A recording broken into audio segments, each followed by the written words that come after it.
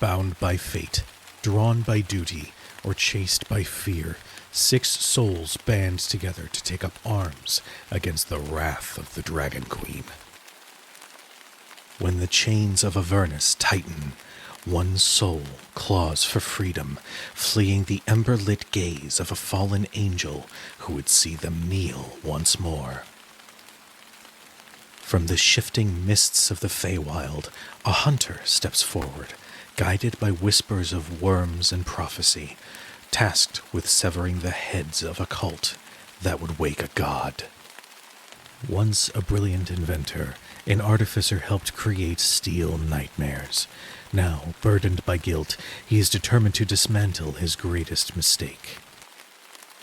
In the shadow of noble halls, a man reborn walks a perilous path, his body reshaped by an elder horror, his mind defying the hunger that should consume him. Marked by twisted hands of the coven, a wanderer treads carefully, ever watchful for the eyes that seek to claim what was promised. A passionate painter with a thirst for greatness, this resourceful thief is always staying one step ahead of the undoubted dozens of consequences on her heels.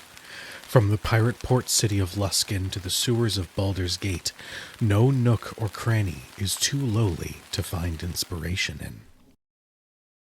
And as their journey continues, so too does the stirring of forces that would see them broken, or worse, bound.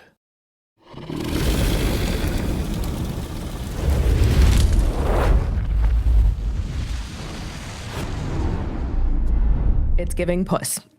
It's giving puss. It's giving candy.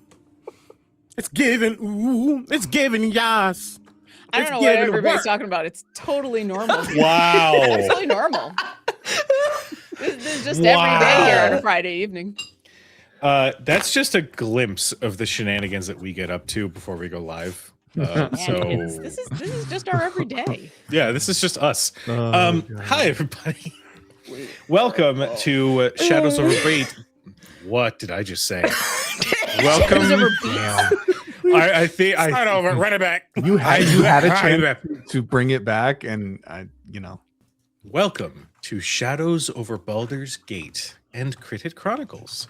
If you're first joining us here tonight, tonight's game is going to be a spiritual sequel to the award-winning video game Baldur's Gate 3. If you are in the middle of your playthrough and want to get to the end of that before watching this show, that's totally fine. There are spoilers abound in this game. If you have completed your game or haven't and are just ready for chaos, welcome. I was accused of doing the 6-7 gesture before we went live, and so this is the vibe we're coming in with. Before we jump into tonight's game, I want to give it to our wonderful cast. Introduce yourselves and who you're playing this evening. Hi, I'm Lauren Urban. She/her. You can find all the stuff I'm doing at my website, lauren-urban.com. Tonight, I am playing Udazash, the Dragonborn Ranger/Rogue, who is, like me, too old for a 6-7 joke. Yeah. Hi, my name is Omega Jones, also known as Critbar. Critbar across all social media channels. My pronouns are he and they. I am playing the young, effervescent Leopold Guthmere. Don't give me that look. Illithid scion of scionetry. I don't fucking know. Brilliant. Here to listen to your thoughts, listen to your heart, and see what happens next.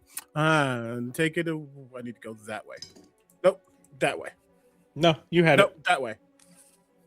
Okay, I think that's me. I don't know which way I am. Hi, I'm Meadow. She, they pronouns. Howdy, love, darling, on all social media. And I'm playing Anaya Loomlock. Everyone forgave her for stuff they don't know she did yet. So I guess it's all chill. Hi, hello, good evening, folks. You can call me Laura or Tutu or Laura Tutu. My pronouns are she, they, but here and now today I am playing Winifred Pethiak, our Divine Soul Sorcerer, Hexblood Warlock, whose pronouns are she, her, and I'm sure everything is fine. I'm sure this is going to be great. This is fine. Hello. Are there 2 different songs playing in Cyberscape right now? Sorry, continue. Oh, hello.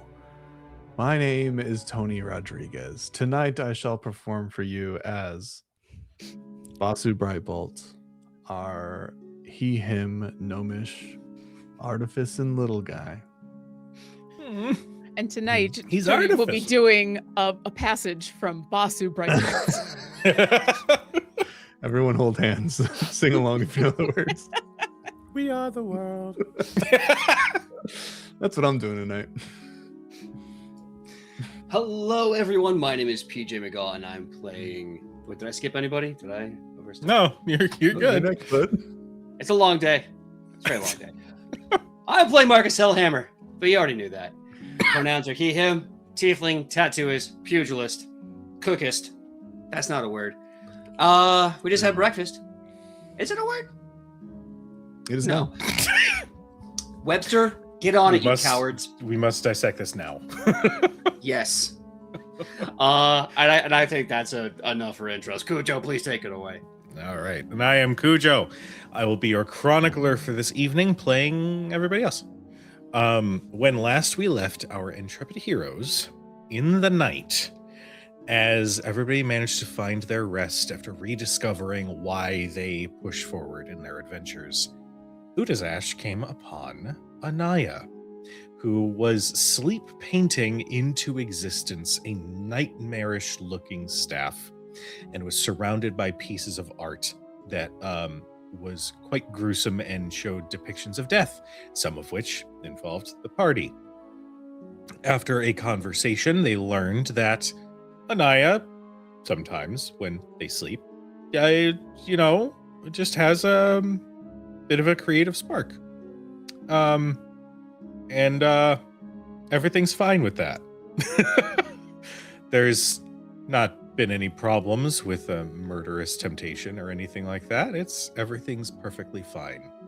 But it was possibly alluded to that this connection could have some sort of link to one of the dead three. The party talked through their concerns, for the most part, but eventually came to the decision they would do whatever they could to assist Anaya with understanding and ultimately, hopefully, working to suppress this urge. The party benefited from their long rest due to how close their bonds came together. They were gifted a boatload of temporary HP. Marcus cooked everybody their own breakfast by hand in a wonderful, heartwarming, and very hunger-inducing scene, as I'm told from YouTube. And that is where we left off. So, second chances. What happens next? Well, I know I did say that after breakfast, me and Leo, we go outside and train us. But if anyone's got anything they want to do before we go outside, I ain't going to be rude and say no.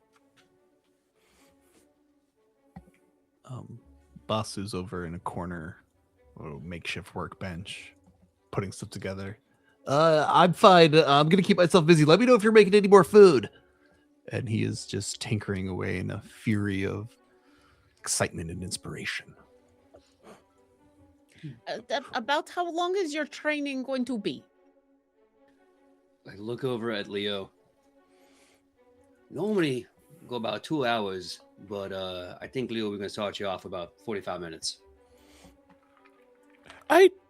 Again, it's giving like jazzercise. He has on a full blue-ish tank top thing with like the short shorts that are like just like maybe 2 inches above the knee.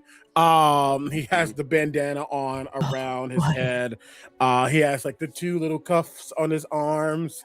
Wearing like what basically are, I don't know, fan these tennis shoes. And he's like, come on, Mr. Hellhammer. I'm sure we can have a lot of fun. 45 minutes it feels so little. I want to do how you do. You can't short me. I will note that both Mishka and Kellen are behind Leo, and both of them just kind of go,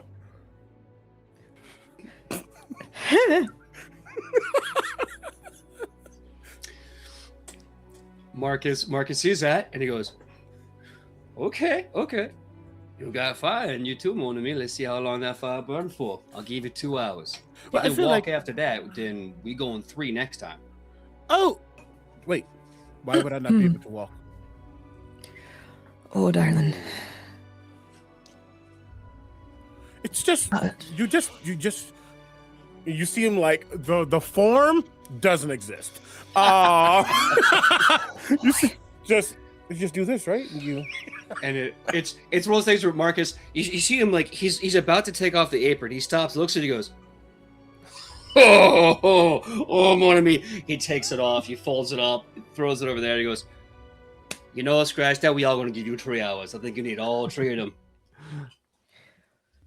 Just looks back like, Marcus, just as a reminder, we do potentially have issue at the temple that we're gonna have to deal with. Given who is there, they may or may not expect combat. So just make sure he can stand, please. I think from under the apron that Marcus just like cast aside, it just landed on Anaya's head, and from her holding like one paintbrush from underneath, you hear, "Can I watch?" Well, I was gonna go see how this was all going to pan out. So, I mean, I've first of all, yes, of course. This is not like a private scenario. I don't think I'm. Wait. Oh, should I pay you? Pay me. Well, I paid. Mother paid him to train me originally. I tell you what, Kellen, just you don't gotta pay me any gold at all. Just buy the potions, okay? Okay. Okay. So I pay you with potions. Noted. Okay. Well then, you probably need to. I should help clean up or whatever. Or where should I go? Downstairs? I think outside's a good place. There's too many things here we're gonna break us. So let's go outside. Oh, you know what? If I recall, we got that nice little alleyway that me and Masket fought in some time back. Let's go there for old time's sake. You see him like he is weirdly excited about this. And you can tell it's not that he's excited to like learn how to like get strong. He's just excited to learn the fundamentals of what Marcus does. To just understand it and analyze it. And he's like, then last one there's a rotten what I don't really rotten foods. Blade. But that he begins to run, but as he's running, he totally starts to fly. Just running in midair. Shaggy from Scooby Doo. Yeah, but you're actually going places. Floating treadmill. has Shale's joined us for breakfast, right? Shale has eventually wandered in. I imagine as Leo flies by in the Jazzercise outfit. She's like, "Oh, hello, Leo." Hello, Marcus gonna beat me up now. Leo has decided that he wants to start training with Marcus.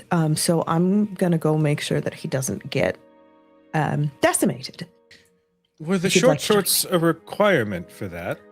No, Not that I'm that was complaining. That was all Leo. He's very Alright. excited.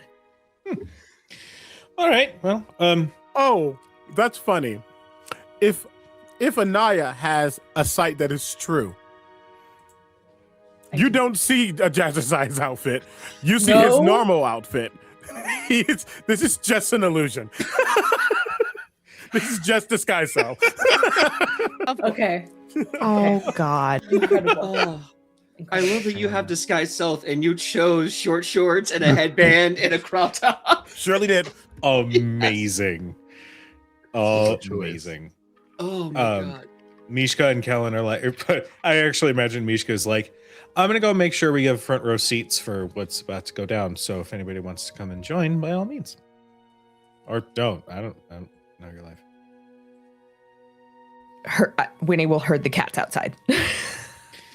All right. All right. I am actually going to put on full-on combat music for this shit. Oh, jeez. Yeah. And I'm going to give the floor Jesus. to PJ and Omega. No way. Yes. Okay. So Oh, we go boy. through a rather spacious alleyway. I'm going to assume it's about a 10-foot gap, if not about 20, depending on city infrastructure. Marcus has a bag. By the way, he is only wearing the black, like, pulled up pants that he was wearing when he was cooking. So shirtless, shoeless, nothing else. And he's got this bag and he puts it down, he opens it up, he pulls out a long piece of chalk, a very thick strand of nylon rope, and a bunch of wraps. And he gets to work setting up the training field for you. He draws a big cross on it, and on that cross he draws the outline of a person. He draws 3 circles on the ground of different lengths, and he ties the nylon cord from one end of the alleyway to another. And he sets up everything, and he goes, "From this moment on, mon ami, you ain't just a mind. You're now a killing machine. But how effective you are at that is entirely up to how serious you take my training." Can I be like an Little about me. incapacitation machine versus a killing machine? I feel like we have the steps to get through, like this, like restrain machine. Okay, and he like kind of stands at attention. Yeah, you can see, like, as you're saying, he kind of like slowly just stares at you, lets you stop. He goes, "Ahem, little about me. You know the backstory. I'll just give you the shorts. I was raised in the proving grounds by Tabmark, one of the highest ranking drill sergeants for Zarael. I then became a personal project, and now here we are, proven in over 100 battles in the war and in the arena. Now, as to your question, I'm going to train you to go to a 10. I'm going to allow you the choice to pull back to a 7, but I would rather you have that 10. Because what you need to understand is that when you fight, there ain't no honor. There ain't no glory. It's win or die. Do you understand? Question: Yes. do I need runes? No, rune's something special you get if you're good at it. Like a cherry on top. Okay. Yeah.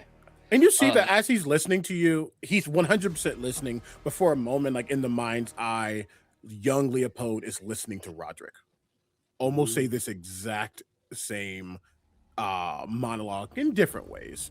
Didn't fight in the blood war, but is a blade singer for a reason. And just for a moment, you can see that while he's like kind of innocent and kind of young, you see that like Karate Kid with Mr. Miyagi energy that comes upon him. And he's like, all right, sir. No, that's good. You can salute. That's fine. You can do that. Which hand? Is Right one. Yeah. Bridge. Like a... That's the one. That's the one we're going to use. Mishka from the side goes, "What bridge looks like this, Leo?" More to me is a bridge, not a hill. Connect the dots, don't go under. I think it was Okay, part so- of it just to roast them. Yeah. All right, now let's get the 2 most important questions out of the way. How do you make a fist, Leo? Okay, not bad. Tuck that tongue a little bit in. We got some working material there. Not bad at all. Wrist, it grabs you by the wrist, turns it over, and Ow. kind of lines it up like this, and he hits you here as hard as he can. He goes, Ow! I know, but if you do it right, your wrist don't hurt. That's hard! It's gonna get harder. No, I don't like it. Oh, no one does. Okay. Now, you got thumbs tucked in. What do you think? How do you think a fight works? How do you fight? And as he says that, like if we're in the alley, a random like crate just suddenly shunts itself into you. Just think and it hits you. Just like shatters on him, and he goes, I mean, you're not wrong, I guess, but we got a lot cabbages. of work. My cabbages! My coffee crates! So he looks at that, gets hit by the box. Okay. Got some work ahead of us. Yeah, we do. Okay. All right. I understand. Listen, I am a very intelligent individual. You know, I have seen and read what it means to fight. I understand that you put yourself forward with a momentum of force Yes. strong enough to actually deal said force to your opponent. I understand that, but when you don't have the strength, how do I gain it? 2 ways. Number 1, speed. Always speed. If you don't think you got the power, faster you get that punch out, that equals damage. And if you can get that strike out first, that means they don't hit you. So if you can't be stronger than them, be faster, be smarter. Remember, fight dirty. Every time. I don't give a damn. You fight dirty. I imagine in this moment there is a very specific. Now, when we fight an enemy, we are dignified. We are honorable. Our sword is to be respected, as is their defense. Like, I imagine one of those moments. Yeah, 100%. And as he is listening, you can see him starting to mimic what he has remembered Marcus doing in the past. The way he has started his combats, the way he almost preps himself to get into that mode of aggression. And he goes, all right, so you speed and we fight dirty. Yeah. Okay. You have right now we call the shell guard. That's good. That's good if all you got defense. You got shell here. You hunker down behind that. What I want from you is put it here. Because what this going to do, slip into a parry, counter with a hook, or counter with a straight. Very simple. You got that? There you go. There you go. Ooh, you know what? This Hold is on, a one more dance. time. Yeah, it's like a dance, mon ami. That's all it is. We'll get the footwork in a minute. 1 second. Okay. He reaches into his bag and he pulls out a 5-pound medicine ball. What hand do you write with? Both. Okay. What hand do you want to keep, mon ami? Both. What hand? How do I even put? Give me your left hand. Okay. Hands it out immediately. Not understanding why those questions were asked. You can't write with both hands? You suck. Marcus is like, I guess I suck then. I don't know. At that, Kellen looks at Winnie. It's not a rich ism, but I don't. No. No, but yes, but no, but yes, but no. we need another book. Okay. Yeah. Let's journal down. So he'll take the 5-pound medicine ball. He takes your left arm. He puts it on your bicep, and then folds your left arm over the ball, so you're forced to hold it like this. And he goes, You said 5 pounds? 5 pounds. I think I need to make an athletics check. Oh Cat's way more than this thing. I want it now. I have a -2 the strength, my guy. -2. Oh my man. Okay. That's fair. Oh, should I athletics GM? Yes. Well, that's a 6. I'd say like it's one of those where okay, the first 5 seconds are this is fine. Oh, okay, and then after that was 5 seconds. Like watching a Lily Lilton June there, but okay, we'll get to work with this. We can work with Okay, this. you know what? Here's the thing. I think I understand the right-left kick punch is all in your mind. I think the best way I'm going to learn is to see it. I learn by understanding, emulating, kind of psionically imprinting it upon my brain. So he puts his hands down and floats back 20 feet. Okay. So Marcus then goes, well, okay. Oh. We'll get to that win sexual time. So he gets into one of his fighting stances, and he goes to that drawn cross figure with the guy on it. And So he just starts doing a bunch of high-level boxing techniques. Shadow step forward, shadow step back, shadow duck feint, body shot, head feint, parry, right hook. He's working combos. He's doing simple 1-2s, 1-2 can opener, haymaker 4. Bah, bah, bah, bah. He's just working these combos. And it's like watching an artist like Anaya, it's like watching her paint. It's like watching Basu tinker. It's like watching Winifred do her ritual. It just so happens to be a bit more blunt force trauma. And after Force trauma, not the blunt force trauma. And I want to say, as this happens, you all see Leo go through 3 different stages. The first stage is, what the hell is he doing right now? It's a lot of weaving all the stuff. His mouth is agape. The second stage is still agape, but kind of tilting his head because damn, Marcus is fine. What the? Hold on, like, can we have this moment? Can we respect what we're? And then it goes into focus, and then it goes into understanding. And Winnie is just watching, I think, with Shale next to her, and she hasn't gone past the like mouth slightly agape, eyes kind of wide, just like watching. You very interested. I imagine if this were a show, the camera's focused on Winnie, and then slowly coming from off camera is Shale's hand that just slowly goes under the chin to just close her mouth. What?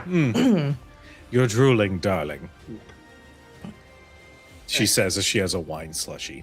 It's Shale. Of course she has a wine slushie. She's the wine aunt. Breakfast wine. the wine slushy. It's very impressive, that's all. So then I turn to Leo and I say, that's just what we'll do with the hands, mon ami. We'll get the legs in the equation. And he does kind of like this really strong back kick, and you can hear a loud thud against the stone wall. That's a different story altogether, but we're just going to start with the 1 and 2s. As you fine-tune the band, we'll make sure you get that sweet chin music. But right now, mon ami, we're just dancing.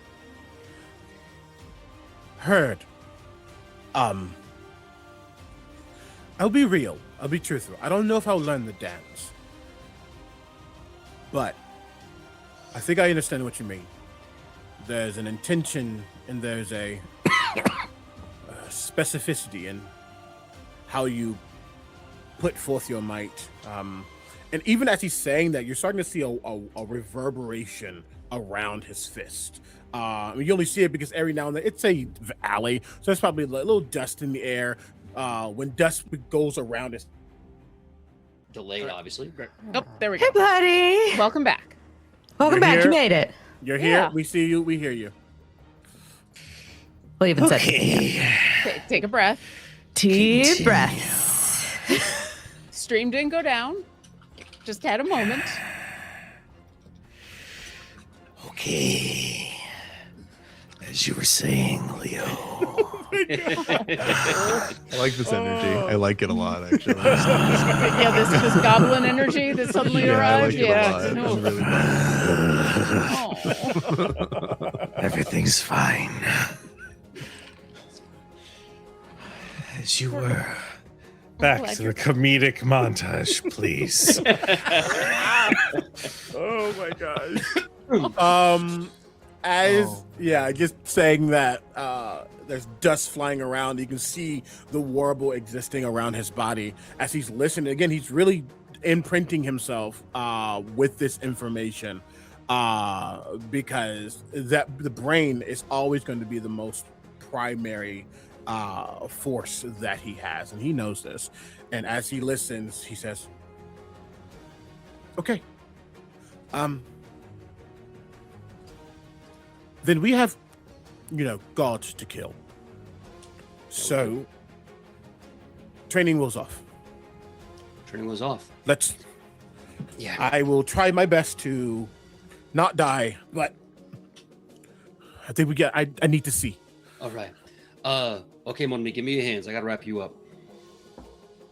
I don't need wraps. Protect your hands.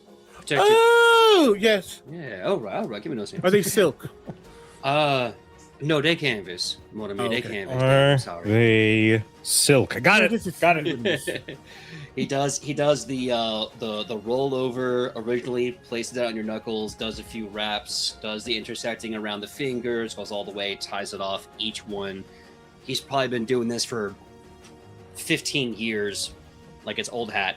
When he's done, again, he tells you, straighten up that wrist. Let me see that wrist one more time on me. And he starts patting down on those knuckles.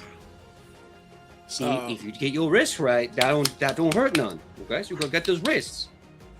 Okay. All right. And as he's getting him psyched up, two things proc for Leo. I'm going to activate my sharpened mind, and I'm going to activate my bulwark mind. My sharpened mind, I will expend a die. I'm going to gain some things, including any damage I deal, any scion spells and features that deal psychic damage, and you have resistance. No, you don't. I also can do more damage specifically. I also have resistance to psychic, and other things. And he says, "All right, Marcus. Okay. Get the hell." Now, remember those 3 circles I did on the floor there. That's for a reason. Go to the outer rim or go to my outer rim. 3 circles: close, middle, long range. We start at long range. Ain't no fight start up close unless, you're already intimate like that. So we're going all the way to the outside. Okay. Okay. Now, and you're activating your stuff. So he looks at it and he goes, and you start seeing this white light start to glow from his throat and on the runes of his body as he activates the rune of Asmodeus. And he goes, "You ain't holding back, I don't hold back, okay, mon ami? Ain't no honor in a fist fight, just in the winning." I'll be okay. I Okay. think.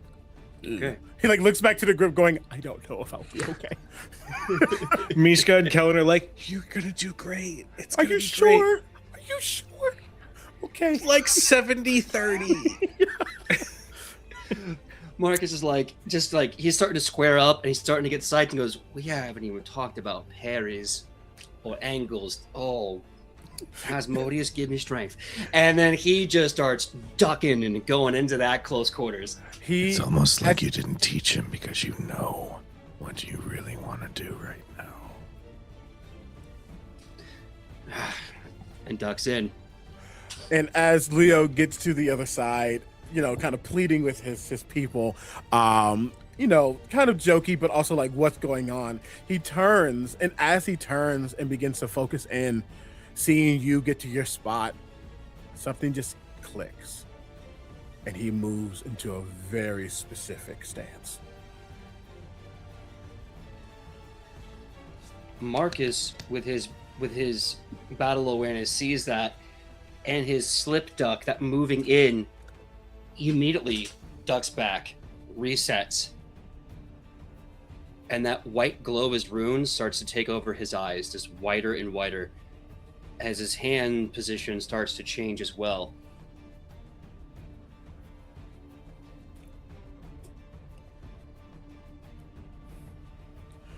All right. Are we rolling initiative? Yeah, I'm ready. Oh, damn. Before we start, do you want to do anything with people inside?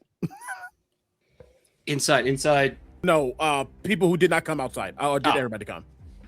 I thought Basu stayed in. Basu was tinkering away inside. Okay. Yeah. And Udazash actually also stayed inside and is nervously working on a bunch of random stuff, mostly making arrows for reasons that she doesn't even understand, but also seems just preoccupied.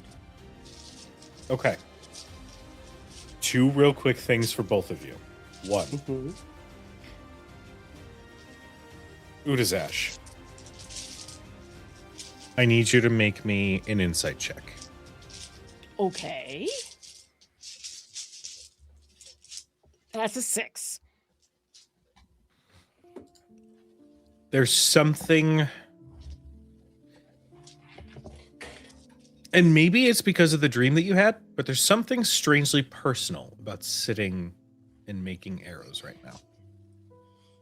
Just something heartwarming, and it's misplaced, and it's a familiar feeling because memory has always been something, especially over however many years of jumping back and forth between Feywild and Material Plane has been something of a struggle. But now you feel it's something in here, but you don't know where from. Yeah, she's antsy to go do the Temple of Bahamut and go get that started. Mhm.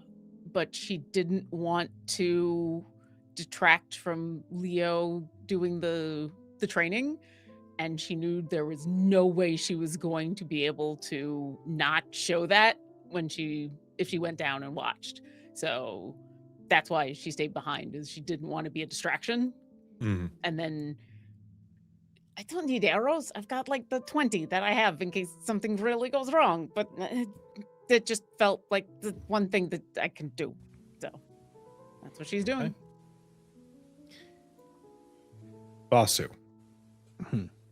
what are you tinkering with specifically? I'm tinkering with some of the larger pieces that we've recovered from the different hellish steel watch we've been gathering. Okay. I'm tinkering with them with magnets and putting them into a wagon. I love it.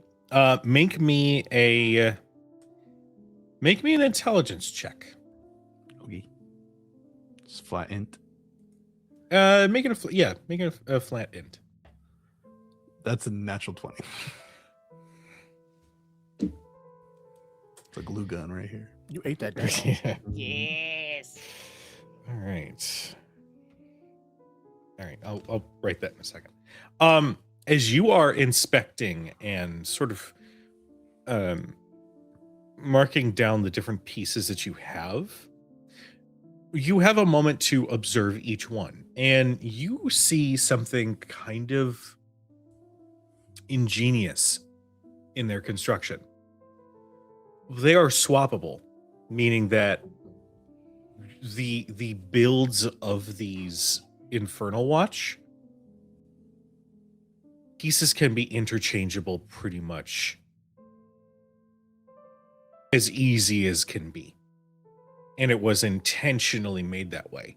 So every piece of like the core that would attach to the soul coin and configure in a way for like the first steel watch you had, which had the cannons on its back, those can easily all be picked up from one and put onto another with zero problem. Was yes. in mind when the design. Yes. Scary. And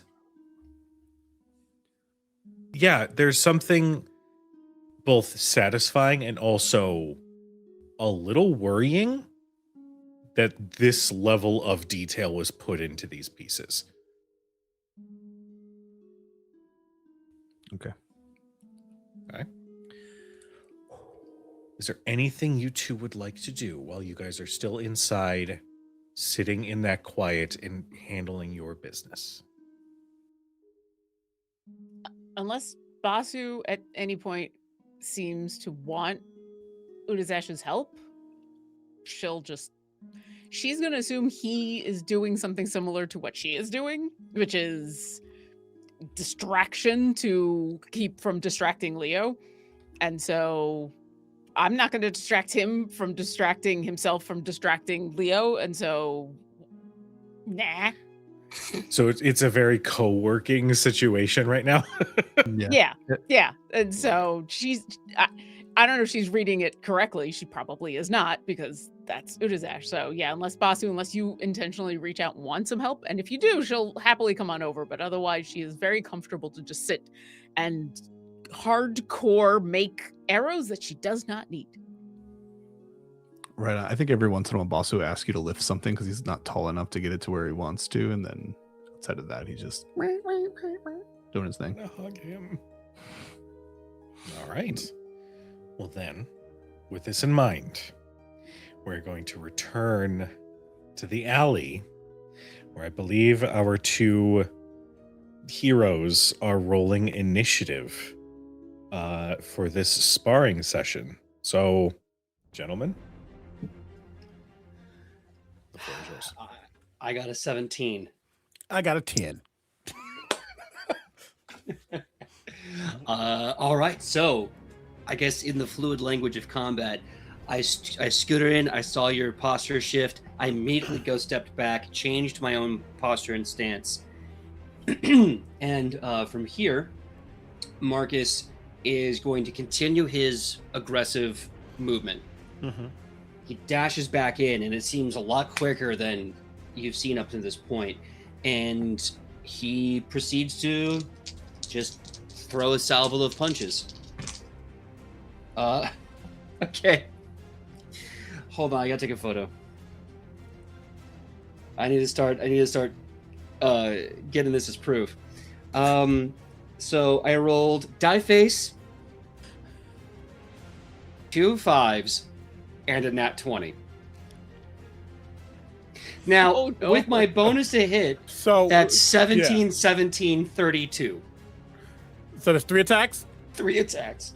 You see Leo in that shift taking on a very different, I don't want to say different, but just a more intent form. He looks up and you see behind his eyes there is that pinkish grayish glow that emanates, and you swing once and he moves to the left, you swing again, he moves to the right.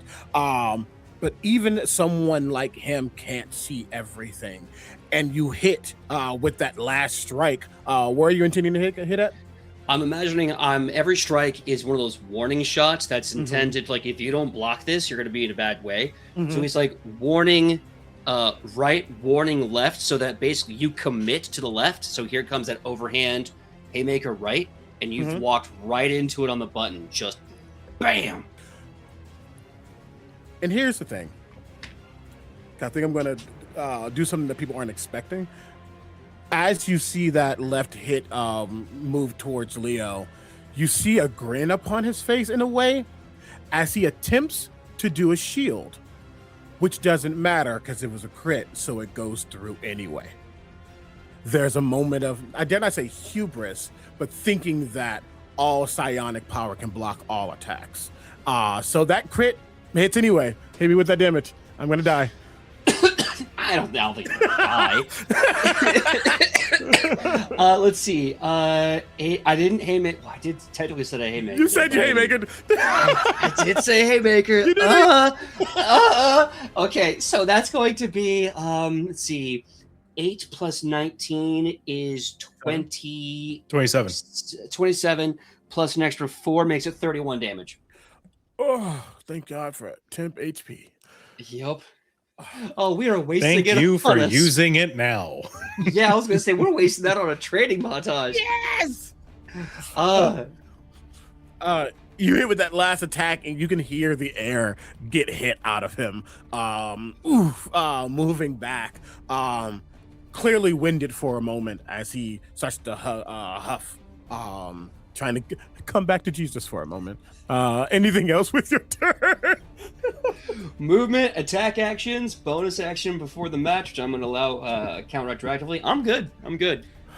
I will say, with that hit, Mishka stands up and like reaches for her dagger, and Kellen's like, no, it's okay. It's okay. And she is staring daggers at Marcus right now. I love her. I think that's the only time Anaya pauses in painting. There is just like a quick pause of like, oh, Yeah. okay, it's fine. Like just like eyebrows go up, like, oh wait, oh okay, it's fine. It's definitely one of those like quick inhale, steps forward, steps back. Nope. And as he begins to move up, that pink is no longer just behind his eyes, it's its entirety. That sickly eldritch color as he looks up at you, moving his hands back as if he's gonna punch, and he almost does a double tap because it's in more like time slipping for a second, but he throws one and then it goes forward again. In that first hit, you need to make a strength saving throw. Okay. Bonus action. Love it. That's going to be a 26. Do I want to say no? I'm sorry. Are you guys holding back? I could have swore that you guys said you weren't. No, it's less about that. It's more about intent. That is okay. He's not really wanting you to be pushed back fully. However, you still move at least 5 feet away from him with his telekinetic propel. Because I'm going to as I hit you, you feel a buffeting of power as you get hit back. I need to roll. You oh, that's not a lot. You get 3 points of force damage. But as he goes forward with the second hit, you suddenly see small pieces of that dust maybe that's been around, or like small pieces of gravel move to his hand, almost coating it as if it's becoming like a glove or a gauntlet, but it's slightly off of him. And as he pushes forward, it too shoots forward at you, as I'm going to use my action to do a telekinetic crush. Sorry, telekinetic fling. I have lied to you. That is an action. That is going to be taking a fucking picture. Oh shit! I got bad news for you, buddy. What if it wasn't a crit? We're in Asmodeus. I invoke disadvantage as a reaction. I'm so sorry. So I have an important question. Do you have to see me making an attack? Hold on. It was an attack roll specifically? It was, right? So yeah, what's the wording? Because this is important. No, absolutely. It really is. Let me get it for you. 1 second. Oh, damn. I have so many bloody runes. Where did it go? All. Let's just go to all. Okay, so almost there. Okay. Until the state ends, which lasts for 1 minute, whenever you or another creature you can see within 60 feet of you makes an attack roll, saving throw, or an ability check, I can use my reaction to cause that roll to have either advantage or disadvantage. Okay. Nope, that goes through. I just had to check one small thing because some of my stuff is subtle, so it's about seeing it. Super fair. I will do that over. Because it is described as a prophetic state. No way. Did you do it again? No! Yes! No! It's the other one. No! Oh! That's the devil's luck. Oh! Oh my god. I am Damn you, imagining infernal a very contract. One Punch Man, like the whole, like the lines, the animation gets absolutely insane, and it looks man. beautiful as you hit the space next to Marcus. Oh my gosh. It's the best save that ability is ever going to give you, from a nat 20 to a nat 1. And he is Yo. so strong in it, and you see something falter because you notice Sai has somewhat taken over, but Leo in the back is saying, "Uh-oh, that's my full turn." I guess unless we reroll initiative every round, it's my turn. No, I it's suppose. yours. Yeah. Okay. So since we're talking anime, that's a story I'm here to tell. You punch, it goes right by my head. You see with that white light, almost like this aura growing around him. He looks at you. His head begins to lean in like he's about to headbutt your nose, and he vanishes from your sight. He is now behind you as he has used Stepped of the Wind, and you only know this because you hear the of a huge head kick coming in from behind, and in French, you hear duck. He is going to open another 3-hit salvo. I don't speak that language. Sorry. I don't. Whoever's in the back. I've never been to Ubujaffer. It's to the plane of France. It's like in Futurama. It's like, yeah, I have a universal translator, but this stupid thing only translates into some old dead language. Hello? Bonjour! Poppycock! Gosh. Meadow with the Vine reference. I do think you see a Naya duck. Okay. You said which language it was in. Naya ducks. Oh my I love god. that. Marcus will remember that. Okay. So that's going to be a let's see. A 17, a 19, and a 30 non-crit. Yeah, that's fair. You said 19? 17, 19, and 30 non-crit. Okay. When the 19 hits, you see him. Actually, let me check one small thing. Just a small little thing here. I'm pretty sure it isn't. So sorry. Let me get this. There we are. Thank you for the trilling. Okay, nope, not that. Once that 19 hits him, knocking him back, he tries to prepare for the second one, and you see that shield begin to form again. But as it forms, it buffets you. That's going to be a silvery barbs for the last one. Got it. You mean to re-roll that then? Yep, and I'm going to get advantage myself. Well, the turnabout is fair play because I got the devil's luck too. That went from an 18 die face to a 1. Don't kill me! I want to see, like, once a step of the wind, he's still, like, recovering from that extra dimensional dash. And so with all the momentum of falling, he's throwing out a 3-kick combo, right? Head, misses, lands, spins right off the tip into a straight back leg, which sends you back a bit. And he is coming for an absolute murder thrust kick, just pulled, like, right to the sternum. And that's when that shield comes up. And, like, he hits it. And you can hear an audible click from his knee from that. And then he puts his foot down and you see him slowly slide it back and you can see the swelling as his mind is not in his own body and he is still jumping on a dislocated knee in a stance. He's got the clicky knees. Whoa, I got bad knees and a bad back and a bad neck.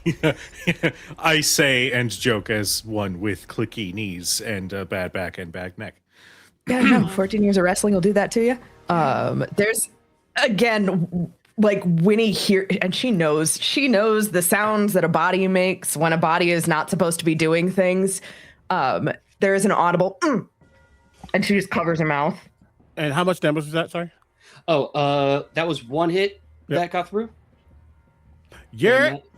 That is going to be a lot less. That's going to be, let's see, 7 plus 19. That is going to be 26 damage. Still a lot. Okay. 26 minus that. 15 minus that. I'm looking okay. I'm not looking the best, but I'm looking okay. All right, great. There we go. Just had to do a quick math. You see as he gets hit with that last or second technically attack, understanding that the confidence of Sai and the worry of Leo are starting to battle with each other until there's almost an understanding that both of them have at the same time that Marcus is not going to stop. And he is glad. He's glad for the truth. He's glad to actually have this chance. But he needs to play his cards right. He's not going to be the strongest person out there, but he can still do mighty things just in different ways. As I pull my hand back, and as I do, I hit you directly in your temple, and then there's a reverberation that echoes through your body. You need to make...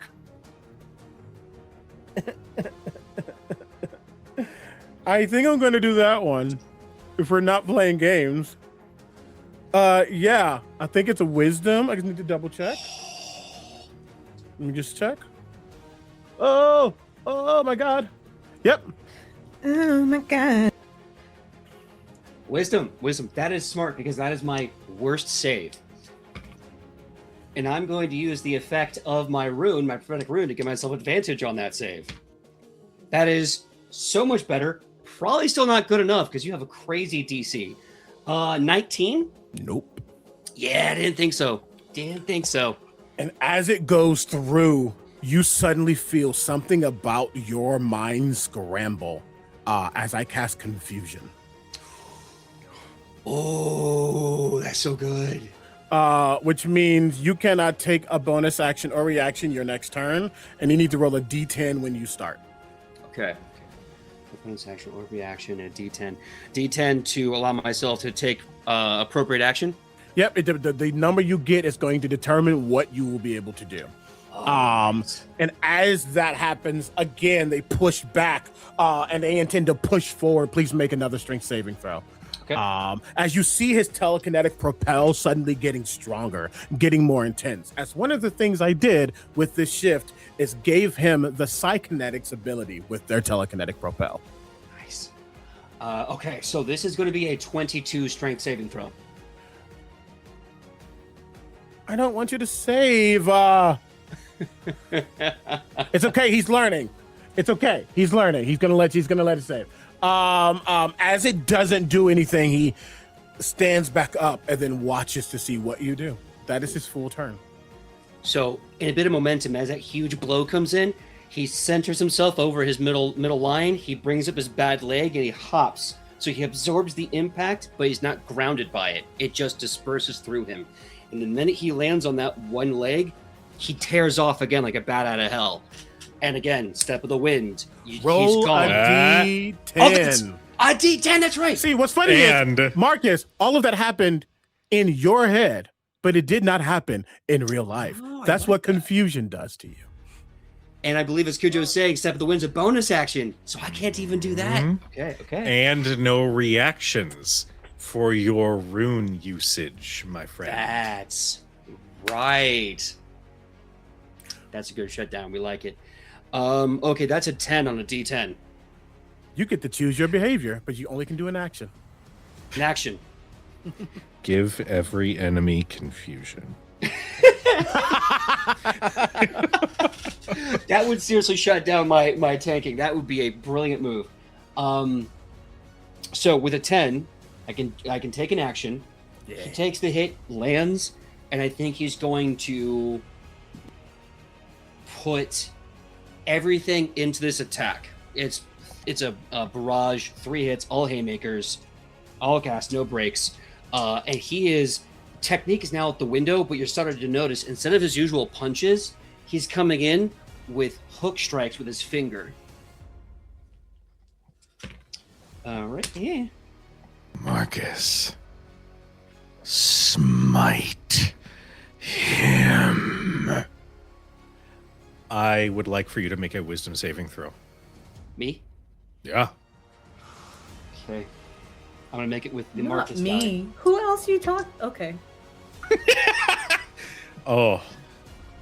Okay. Oh, no, that's right. I have no modifier to wisdom. That is only an 11. Okay. Whatever damage you deal, if you land a hit, you are going to expend a use of that smite. So I need to take a picture of my dice then. Because I got a nat 20.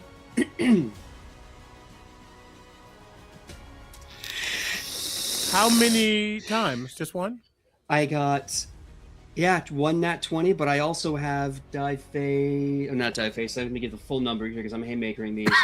So that's going to be 19 and... Why am I blanking on math? There it is. 19 and 15. Okay. Need to check one quick thing. Yeah. No, that's that. That's the only issue. I can't do it. Okay, cool, great. Again, that confusion's still upon you. And you can tell that he almost forced that confusion in that moment, as that crit would have hit him, but I had my reaction back, and I would silvery barbs again to take away that crit from you. Okay. Real quick, Sir. what is everybody's passive perception? 15. For those who are watching. So Oh, 15, for watching, never mind. 17. 17, 16. 16. Okay. I'm going to say that it is going to be enough for both Winnie and Anaya. As Marcus is getting ready to wind up, there's that pause. And his horns, for just a moment, look a little bit longer and a little more devious. And his eyes, there's a fire that is lit behind them. Both of you sense that something has just happened, I will allow anybody who has a reaction and wishes to do something with it to do something with it. I do something with it. Okay. Yeah. Same. I think that it just happened to be at the second that Anaya looked up from painting to get the light right that she saw the light was all kinds of wrong on Marcus. And immediately, Leo already said out loud that it's not looking great. Is it fair to say Leo is bloodied? No. Okay, great. Then I'm going to use my reaction to teleport in between them. He'll hit me instead. And as that happens, Winnie still remembers that moment from the night before, the moment where she realized that the father of fucking lies is riding piggyback on the man she loves. And there's nothing she can do about it. However, she pulls her Rod of the Pact Keeper, and there's a quick, like, jerking movement, and she almost pulls Marcus's energy back as I will cast a 5th level Decelerate. Here's what I will say. The Decelerate, that is good. For Anaya, It is also good. the thing And is, I would say, just so we understand, he's not bloody right now. Mm-hmm. Yeah. Okay, here's what I'm gonna do. Because I don't want to fully take this moment, but I do want there to be something. Okay, Anaya, I will need you to make me a dexterity check to see if you can absorb some of this that is aimed for Leo. It's not going to absorb everything, but it will. If you succeed, it will take half of whatever damage Marcus is about to deal. Sure, I got a 27. That will be considered a success. So, Good.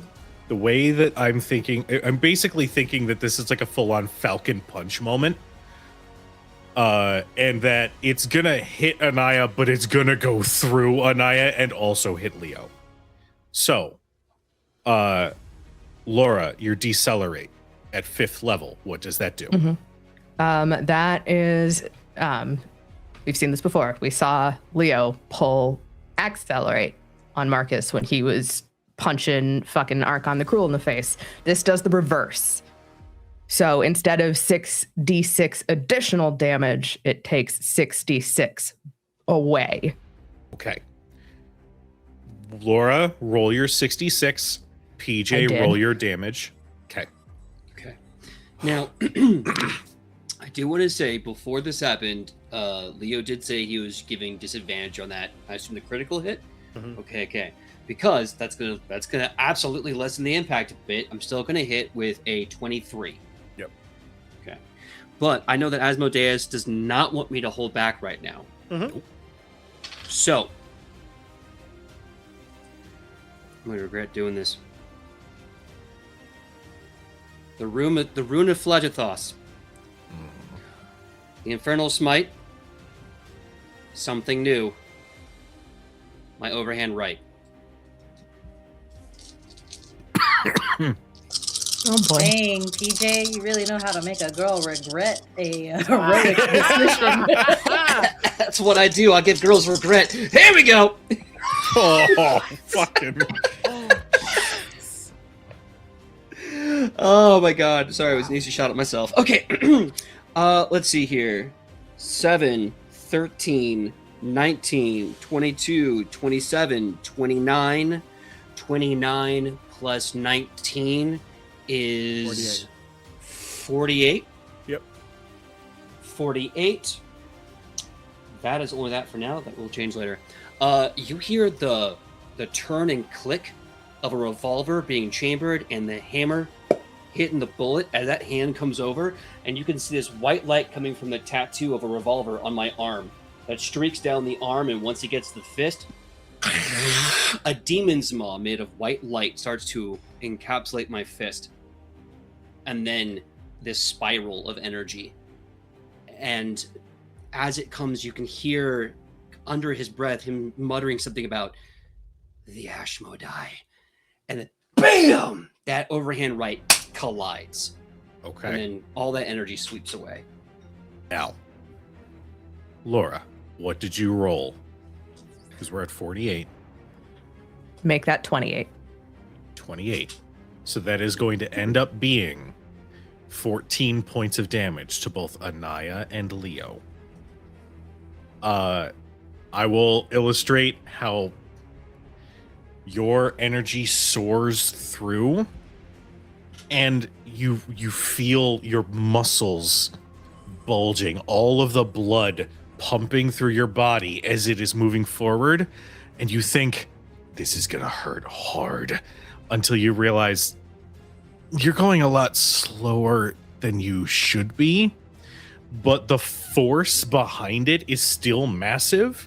So the energy releases. Anaya, you jump like up to try to absorb some of it, and it collides with your shoulder, which, like, as you're in midair, is enough to just like full on send you spinning ass over tea kettle towards the ground, where the rest of it is then going to hit Leo square in the chest.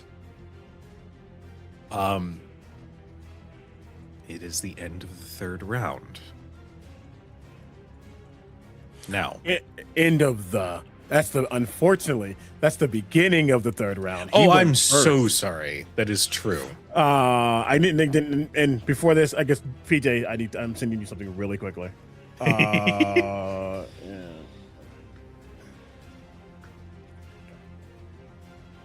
Oh, do I?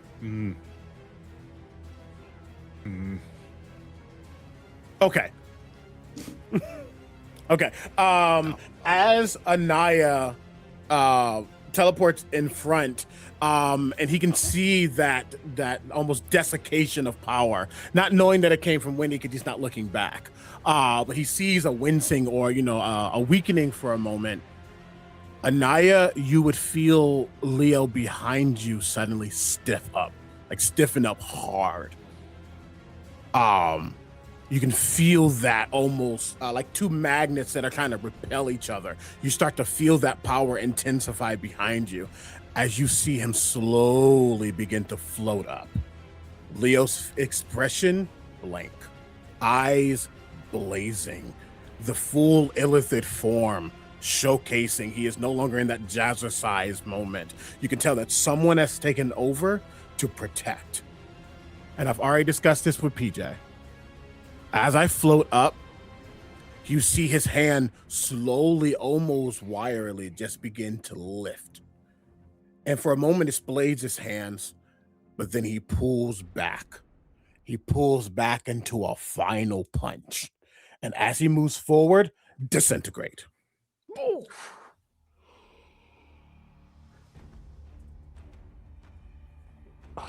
God. Now I need to know, do I still have disadvantage on the save? I don't believe so. Do I? I don't think you have disadvantage on any save against me right now. Okay. Just be aware, though, We have because discussed. of confusion, reactions are still not available to you. Yeah. Oh, no, for sure. Thankfully, I rolled a 23. Unfortunately, no, you didn't. Hit me. Roll again? No, it's kind of worse. Okay. You see, as that begins to pull back, there's a voice beginning to echo underneath him. Let me just check one quick thing. Oh, I'm stressed. You're stressed. Looked at any of our faces. If only the person causing the stress would stop causing the stress. You're right. You're totally right. Let me Am I I'll the see trauma? myself out. Oh no. Okay, I was looking at something else. That's okay. Do I do it this way? No, I don't think I do. You do. You see that disintegrate begin to pool within him.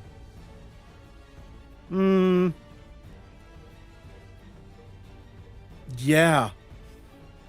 Leo thinks runes are important. The champion rune activates disintegrate. As I take another action. Okay.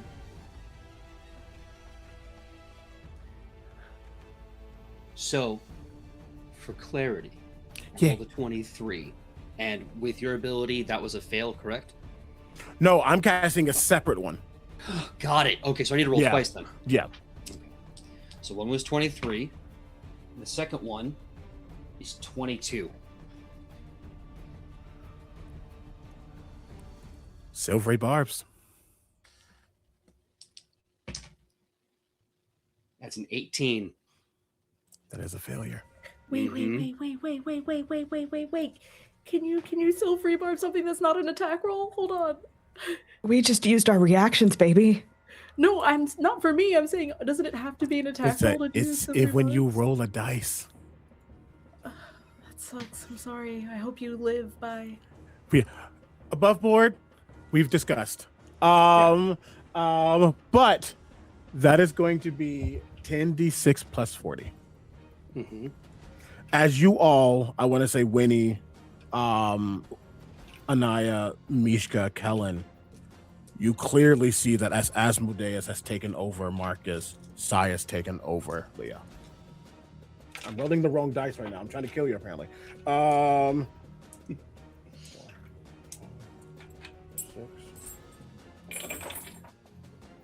Okay, I wrote somewhat shittily, but not. It's gonna be in 17, 18. Well, Ah! I hope Okay, Leo's stop rolling partners are sixes. super powerful. 24, 18, 79 points of force damage. Okay. Are you 79. alive? Are you still alive? I'll let you know after the second one. No. You got the first one. Oh, I You got the first one. Yeah. So that's just one. Just one. Okay. Yep. So, the disintegrate hits me square. Where are you targeting? My chest? My face? Where in the chest? Square in the chest. So, knocks me back. You can see this nice burn mark right where that impact would be.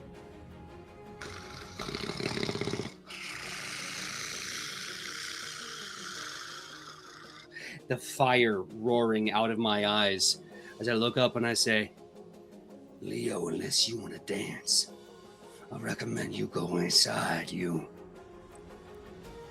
Leo isn't here. And neither is Marcus. As Nope. I leap. At this point, No. I'm going to open it up to Winnie, Anaya, and at this point, considering the heavy shit that's happened and echoed out into the alleyway, to Basu and Udazash to roll initiative. Yeah, I got a passive perception of 23. I don't care Yeah. how distracted Udazash is by arrows and internal turmoil. I think at some point there is a moment in where all of a sudden she stiffens and looks over at Basu. And maybe it's the disintegrate. Maybe it's final. I think the disintegrate has a smell that you can't deny. Maybe that's the thing. Burned flesh. Yeah, there's a very distinct smell, and to have it go off twice in a row, it hits her nose so quickly, and she immediately looks at Basu and says, "Something is wrong." Okay. And I just start grabbing pieces and running out with Uzash. And we're gone. Okay. I don't know how Cool. long it's gonna take us to get to the alley, but I am booking it, and I can move. I'm going to say for simplicity. Well, Udazash, I know your movement speed is ridiculous, right? If I want to, I can move 120 feet and around, Okay. I'm gonna say and I that want the- to. I'm And I gonna will say that the scoop alley. up Pasu if I need to. Sorry. Okay. Go ahead and real quick give me an athletics check. This is going to determine if you are here when this initiative is now going to start, so you don't have to spend your action to move. It's a 10. I ain't strong. Can I help? I'll say yes. Okay. How do you help? I give her my wagon. Just yeet down the stairs. Yeah, I give her my wagon. She uses a skateboard. It's got rockets on it. Sure. Would that It's amazing. turn it into an acrobatics, because now I am skateboarding instead of hauling? I like it. You're I going like it. full Legolas. Yes. please. Down the stairs and done. Hell's Deep. That Absolutely. turns it into a 23. Done. Okay. You guys Bossy, make you're it awesome. just for that exchange between Leo and Marcus. You can hear that echo out. Winnie. Marcus, so PJ, you said Marcus was coming full tilt like a raging bull. Mm-hmm. DM, I will roll for it, but the minute Winnie realizes that the gloves are off and it is no longer Marcus and Leo training, it is Sai and the Hellhound going toe to toe. Suddenly the broom is out and Marcus, if you're going to hit Leo, you are going to have to go through Winifred. Okay. Here's what we're going to do real quick. So, Leo and Marcus, what was your initiative? Do you remember? 10 and 17. Okay. I will need everybody else to roll their initiative. I just rolled. I got a nat 20. Hell yeah, you did. Yes. Nice. What's your Heck total? now. 22. Okay. I mean, that's still awesome. Better than 17. Okay. All right. Winnie, what did you get? Also a 22. Oh, shit. Okay. Udazash. 16. Okay. 16 and Basu. I got a dirty 20. Dirty 20. Okay. Okay. I have to mark down Anaya's critical here for a moment. I'm going to say, Anaya, you're going to start us off. But technically, both you and Winifred are sharing initiative because you both have the same result. So, Winnie, if you are spending your turn to like move in the way, or spending your movement, you can do that. But the spotlight is on the two of you. Let me know what happens. Meadow, if you would like to focus on blocking Leopold, Winnie's concern is getting Marcus to fucking stop. When you say blocking, you know what? Yeah. I got this. I'm sure it'll be fine. And I have every confidence in myself. It's gonna be great. It's gonna be great. Okay, great. Then I think seeing Winifred kind of like zoom in and take this stance, Anaya like scrambles on the ground to get to her feet and kind of Mr. and Mrs. Smith style back to back. So if you're facing Marcus, she's facing Leo. And as she looks up at Leo, extremely like feeling so in over her head, she has no defense for psionic spells. She has no way to deal with Leo. None. She says, because I don't think it's him, but she doesn't know anything about Psi. So I think she says, all right, now don't Don't make this worse than it has to be for yourself. And she's going to attempt to antagonize Leo in this moment. And she'll say, now, is this any way to deal with that trauma by throwing a tantrum like so? And I'm going to cast Antagonize. I need you to make me. Wisdom, correct? I think. Yes, I believe so. Oh my god. Double check. Lord in heaven. Okay, let's use you. I'm so sorry. And I have to natively add it because I had to go check Bulwark. Mine just says when I make an int wisdom or charisma save and it fails, I roll a d10. I don't even expend anything. Oh my god, this really hates you. 35. Okay. Natural 20, 35. Question, because this is technically still in the thing, I don't want to try and use a reaction if I can't. Can I now that it's a new turn, or is this still connected to the last turn I was technically in? I can't hear you. I think this is the new turn. We can't hear you, my love. Yeah. I was muted. Since this would be considered the start of your turn, Yeah. your reaction would come back. Okay, then I think, Leo, you see... I mean, you've already clocked it last night. She pays very close attention to how you cast spells. And I think with a flick of her wrist, her hand holding her paintbrush kind of like a wand, there is a smattering of silver paint. And I'm going to cast Silvery Barbs. Woo! Wonderful. Because I don't have my reaction right now. Okay. Keeping the original numbers, as you would, though, of everything else. 7 plus 9 is 16, plus 6 is 22. You absolutely pass. You're still going to take half of this damage, so I'll just go ahead and roll it on D&D Beyond. That is... Okay, you are going to take 5 damage. How much damage? What type of damage? 5 psychic damage. I will take 2 psychic damage. Okay. And then for my bonus action, for my follow-up. Oh boy, this is bad. I'm not doing that one, that's for sure. Okay, I will instead use Bardic Inspiration in this moment.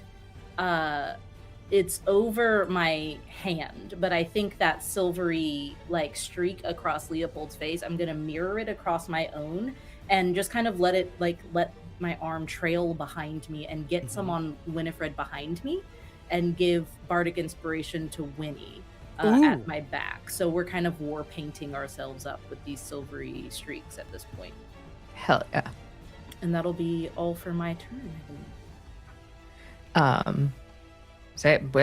As previously stated, Winnie rushes across the this erstwhile battlefield, comes to a stop, feels Anaya at her back, and just makes dead eye contact with Marcus. And Winnie doesn't shout at people. She doesn't like to shout at people. She thinks there are better ways to communicate. But Marcus, all you hear her say is, "Hellhammer!"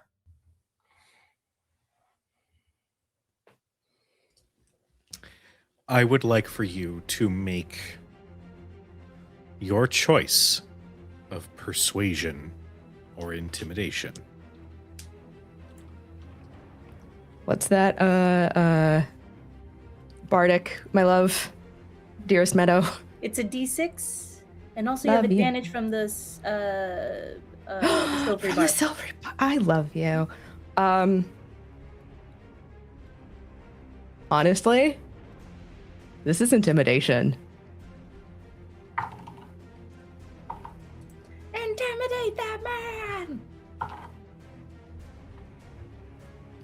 23. There's a little bit of a reverb on her voice. The shadows of the Shadowfell curl around her for a moment. And there's that hint of those raven wings just for a second.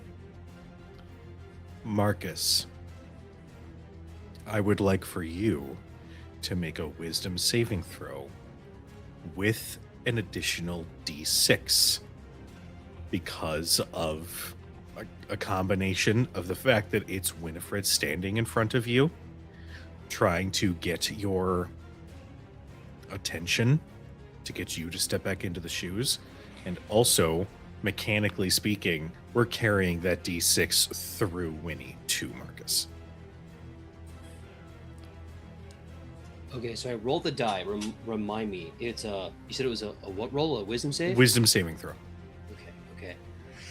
Oh, I need to get better wisdom, y'all. That is that's an 18. 18. Did you roll the d6 on top of it? I did. It gave me a 2. Okay. For a moment, Winnie, you see that flicker of him, but then those eyes turn black. Marcus isn't here, honey.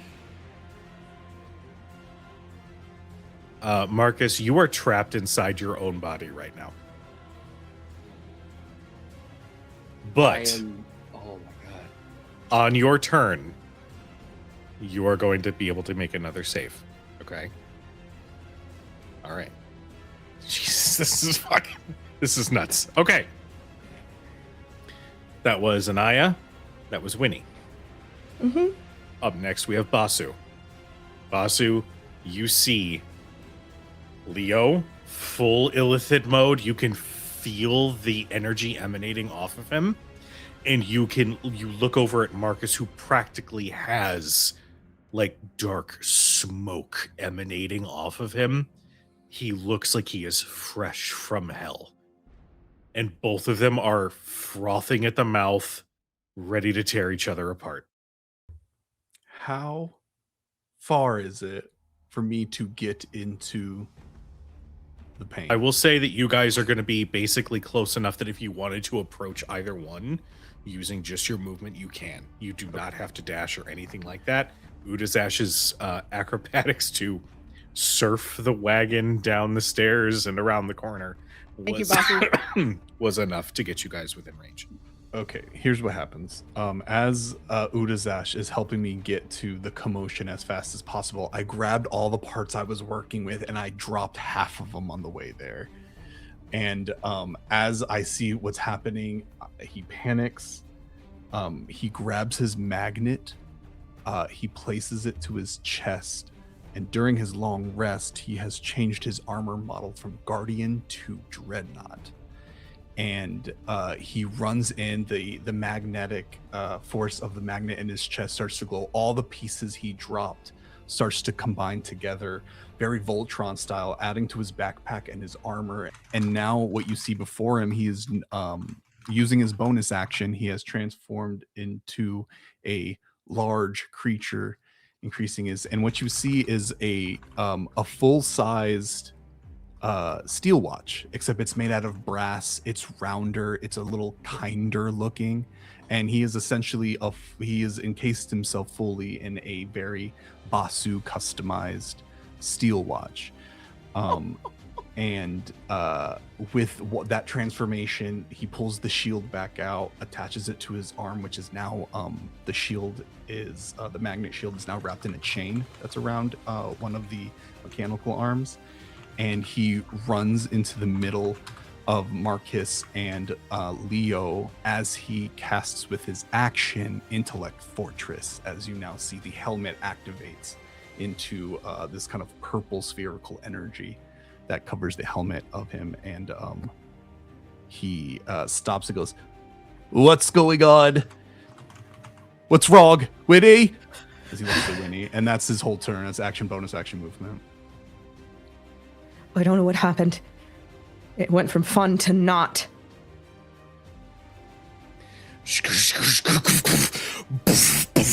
You see this huge dreadnought run in just as that immediately sets in as Basu's dreadnought form runs up. Fucking awesome, dude. Oh my god. All right. It lasts a minute. Let's resolve this fast. All right. After Basu is Mishka. who is going to, like a bat out of hell, right behind Marcus, is going to leap, and there is a dagger in her hand. She is going to make an attack on Marcus right now. Oh, Jesus, fuck. Oh, I mean, That is going to be a 24 to hit. That will hit. And I don't Okay. have reactions, so that will hit. I will need you to make me a Constitution saving throw. Miska, no! Okay, that's going to be. Hold on. There you go. 16. Oh my god, my brain. That is going to be considered a failure. Mm-hmm. Oh, that's a lot of dice.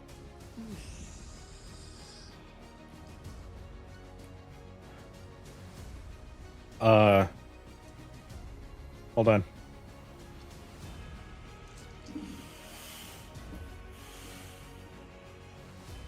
Okay.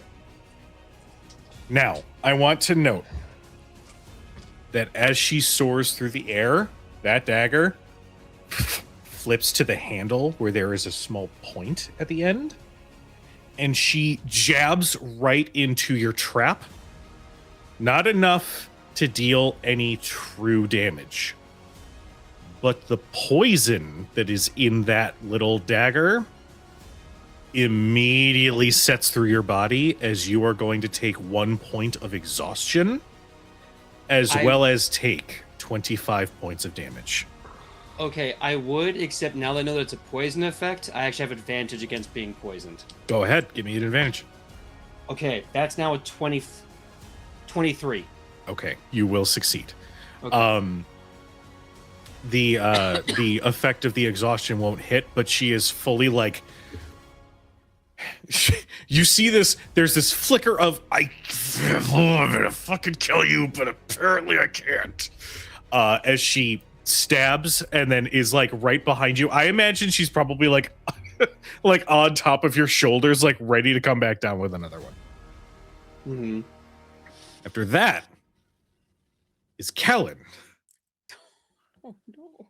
Marcus, I need you to make me another wisdom saving throw. Oh no. Oh, that's bad. Oh, that's real bad. Yeah. Yeah. Oh no, that's real bad. Because he's a wizard, right? Oh, it's the very specific wizard that he is. Okay. Well, the best part is his wisdom is still so trash that no matter how high I roll, I can only succeed on a critical 20. So a 16 is probably going to fail. Yeah. Marcus, as you feel your body fuel with rage and hatred and a need for violence, you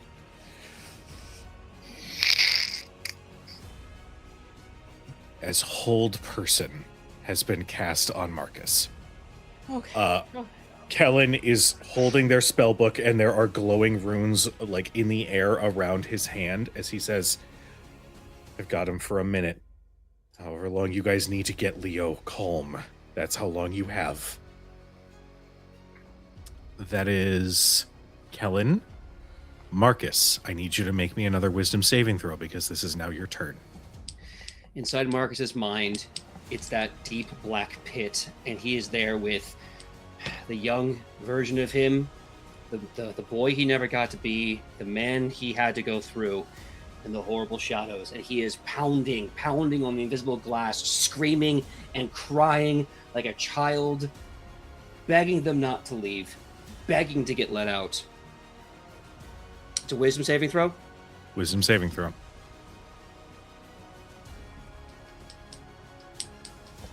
You're not gonna take me from me! And that is going to be my use of Indomitable. 14 plus 11 is 25. For a Does that wisdom succeed? save? With Indomitable. Oh shit. 2024 Indomitable is wild. Oh, is it just a plus 10 now?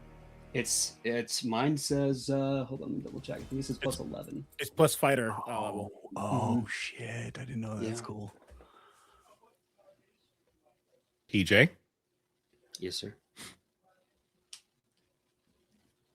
I would like you to decide narratively between two choices. Mhm. Option 1, you, in your own strength, are able to resist and ward off Asmodeus's influence in this moment. Or someone helps.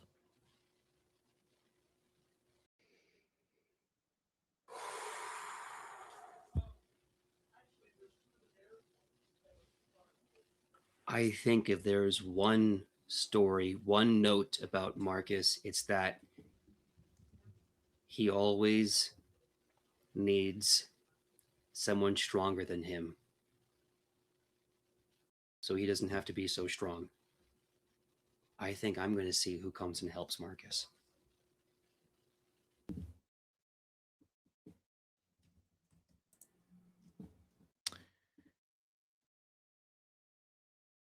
There is a voice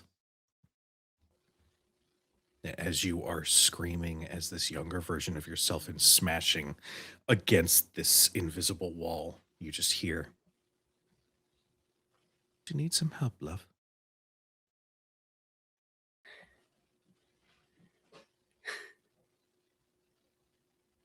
Every damn day.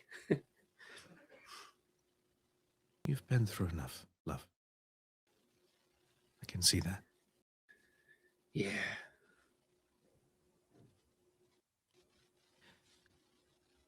Why don't we ease the burden a little, shall we? It's too heavy to do alone. I appreciate the help. For alone, darling. And as you hear that, your mind sets back into your body and you can see Winnie, Anaya, Basu, Udazash, and even Leo, who's still in their mind right now. But you feel a warmth as all of these people have jumped in to stop what was about to happen. And for a moment, that warmth just resonates with you a little bit.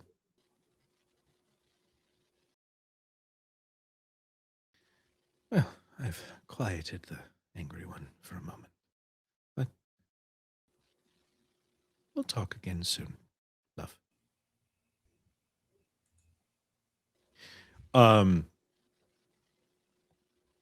Until your next long rest, Asmodeus will not touch you.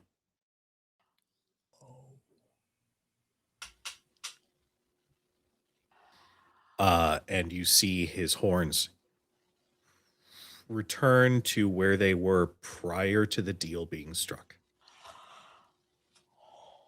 And the fangs have lessened.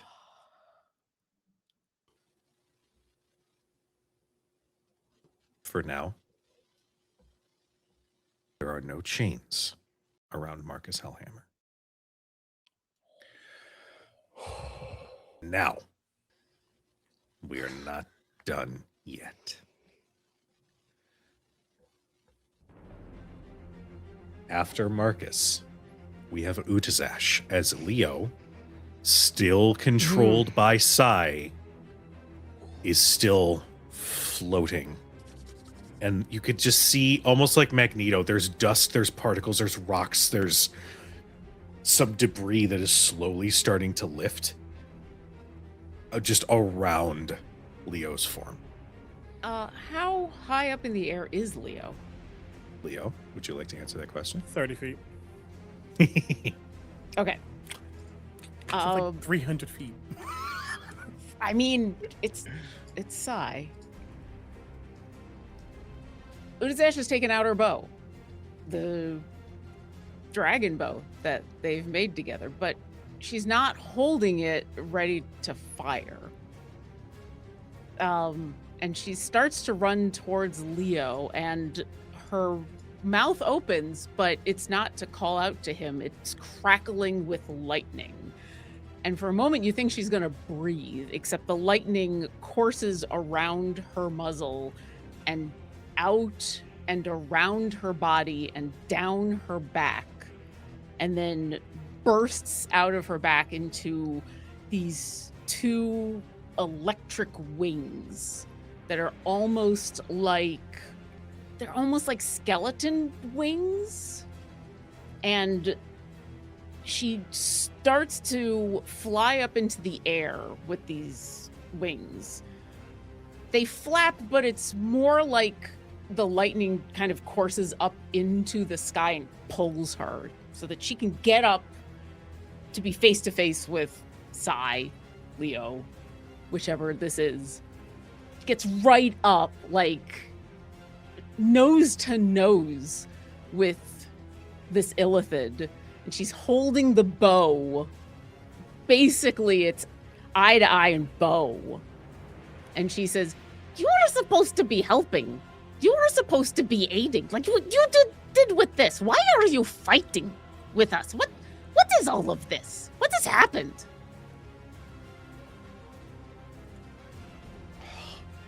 Leo, It's time to see what it's like for hell to freeze over. What does that mean? Let's find out. As he looks directly at Marcus. He's not looking at anyone else. He's only looking at Marcus. And in a way, Sai ignores Udazash.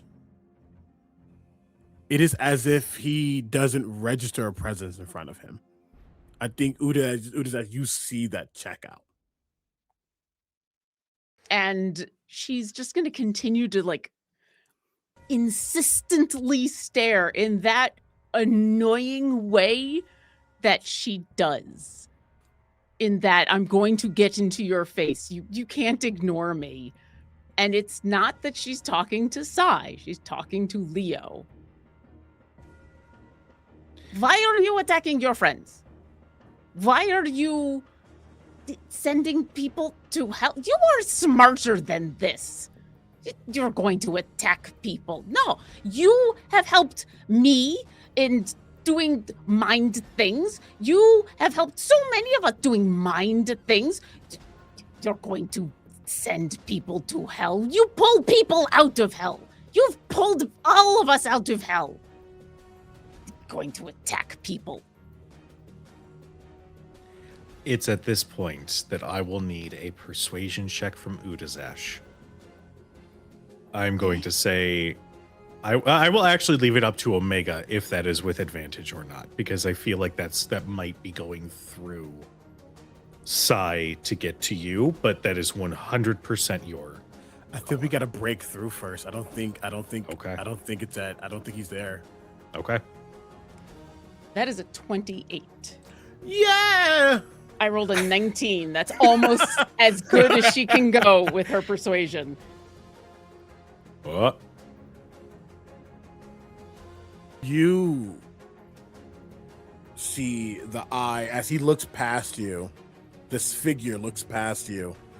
The eye closest to you, his right eye, shifts and looks directly at you, and it's no longer glowing. And in your mind, he does not say it out loud. In your mind, he forces something in, saying, I'm stuck. He's really angry. Shut me down. Shut you down? I don't know. Sleep. Okay, we'll go to sleep. And she's going to wrap herself around him like she's going to hug him and try to pull him back inside. Okay. Leo. I am going to need a wisdom saving throw from you.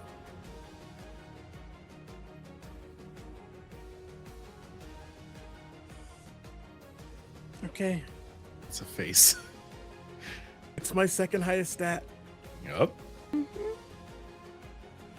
Okay. So I will say out loud.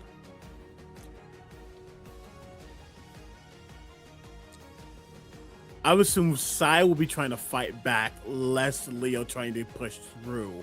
Mm-hmm. Do you think you would be taking this with disadvantage because Sai is overpowering you in this moment?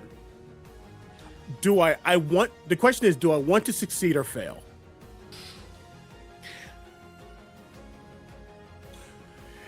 If Leo is trying to push through, he can empower himself. He will empower himself to push through. If Sai is trying to keep hold, he will empower himself to keep hold. So that's for, is he trying to succeed or is he trying to fail? How about this? On a 20, high, you're going to empower yourself to succeed. On a 1, low, Sai is empowering himself to succeed. Before you roll or flip or whatever, one of the reasons Udazash pulled out the bow is because we specifically shared a moment. And it wasn't just a memory, it wasn't just a making a weapon. We forged a connection that night when we made this bow. And there's part of her that she doesn't understand exactly what is happening here, just that she's trying to reconnect with you the same way that we connected that night. Okay.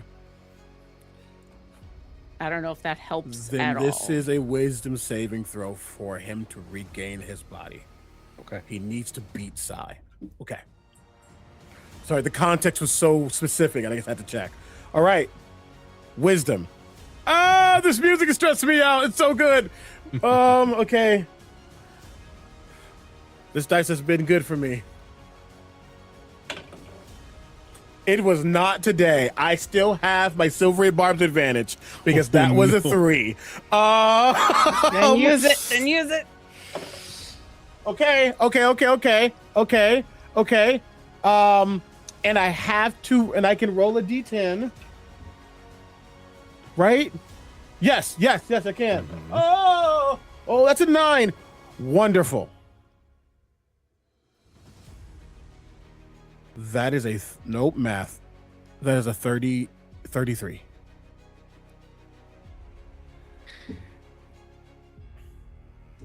Here is how I am picturing you being trapped while Sai is forcing control. You are caught in a loop of memories of your training. Except instead of what the actual words were, you're hearing, "It was easy for me. All it took was one blow to knock you unconscious, and then one little slip of a tadpole." And like just constantly taunting and taunting and taunting. I would like to also offer the same choice to Omega.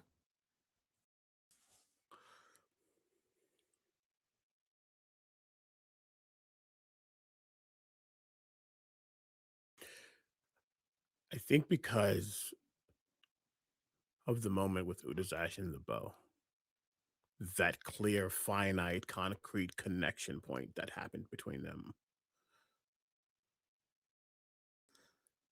Before I say that, something to note. Sai is not angry. Sai is extremely focused. Sai also isn't villainizing Marcus. He's doing the training. Leo couldn't do it. Leo doesn't know how. Sai took over.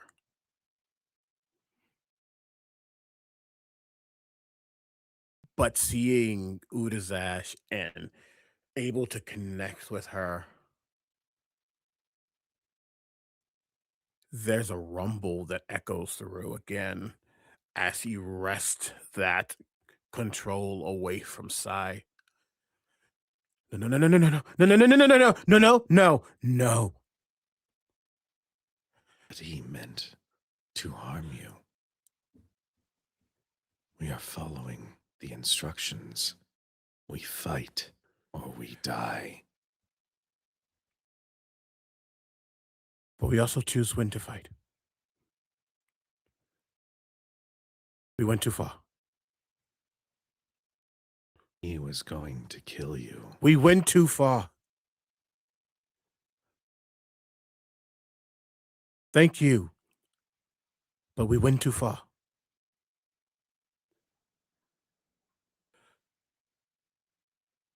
We went too far.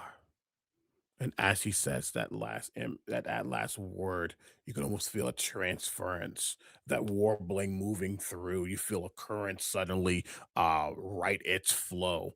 Instead of moving outward, there's now a pull. Sorry, instead of pulling inward, there's now a pull outward. There's a pulse.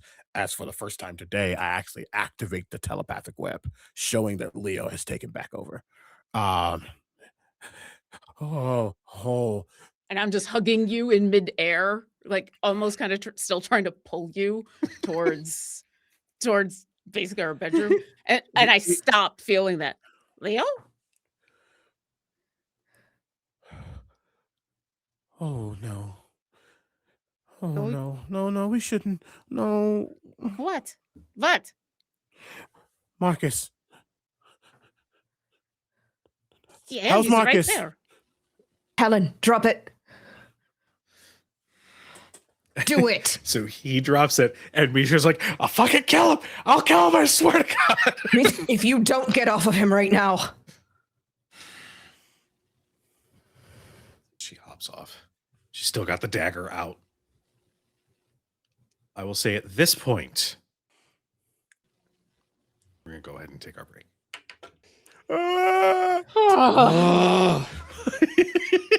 That escalated.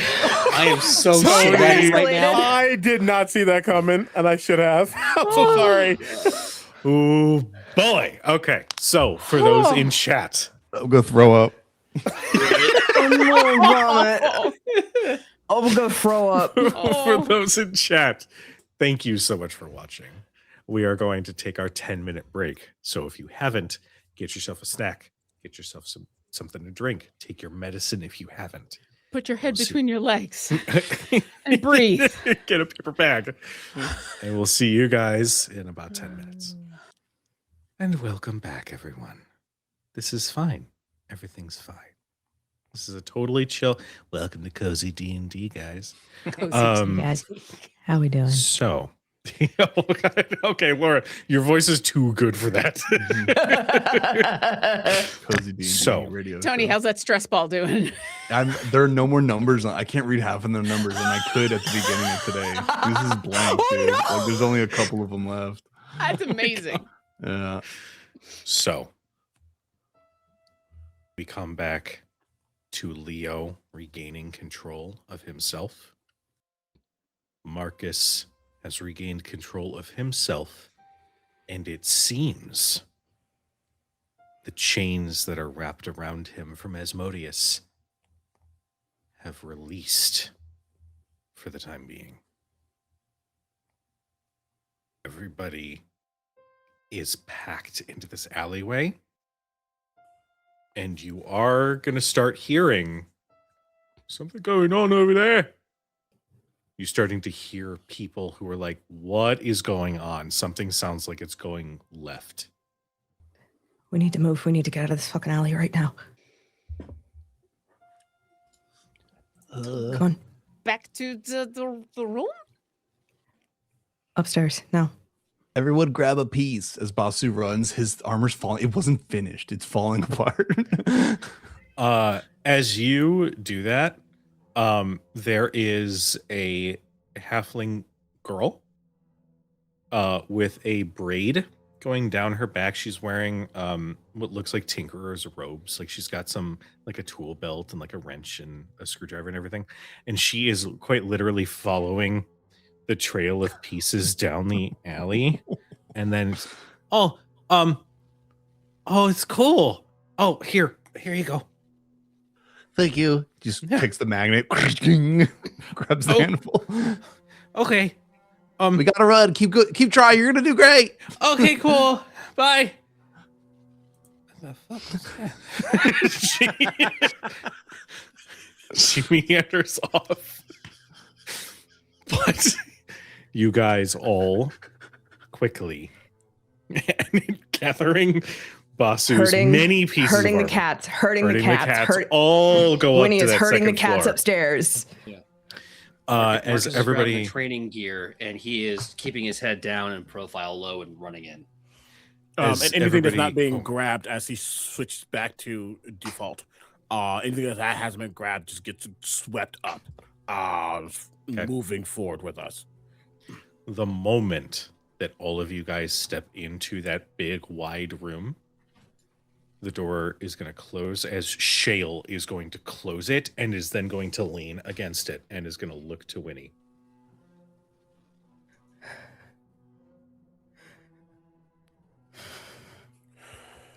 Winnie is going to swallow. She's going to take a breath.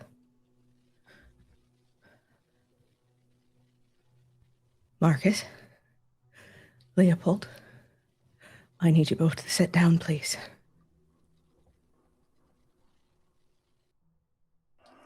Marcus will say nothing, just grab a chair, bring it in, and sit down and just let all of his weight go into the chair. Winnie moves is over. going. It's in a weird way. Thinking about just the mind's eye when training went too far in the past and his mother stepped in. He understands the energy that is being brought forward, and he sits. The chair kind of creaks out suddenly as he sits down. Winnie actually grabs her healer's kit. She's doing this old school. So, Leo, you watch her. She ties her hair back. She pulls out this, it's a satchel, worn brown leather. It's scuffed and it's been repaired, and there are patches and pieces that look like they have come from other things. And she just sets down, pulls out some salves and bandages, and without a word, starts mopping up the blood and spreading poultice over bruises. Calm, quiet, collected. If I may, Hmm. Mishka and Kellen are going to similarly sit next to Leo, and Kellen has produced a couple healing potions as I imagine as Kellen sits right in front of you, Leo, and says,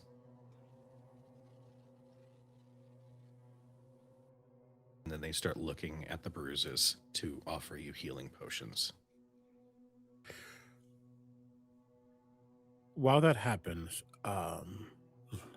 seeing Winnie start with her kit, I'm sure in some way, shape, or form, he's about to get stitched up too. So there's going to be some wincing.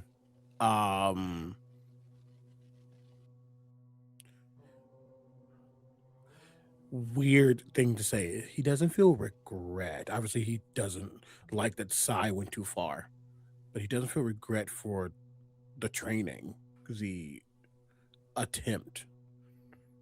Um, but he does feel regret that the action caused a chain reaction in Marcus. So as he's getting this help, his eyes are locked directly on Marcus.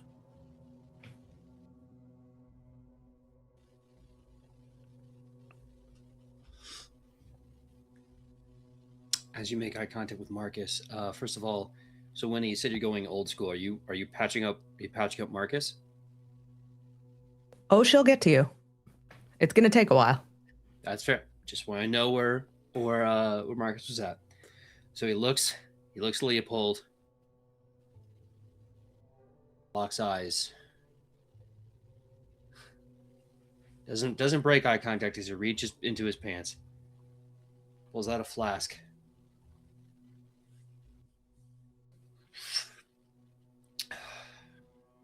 And hands it over to you in a sign of camaraderie. We went through hell together today. It may have been our own fault, but we're still here.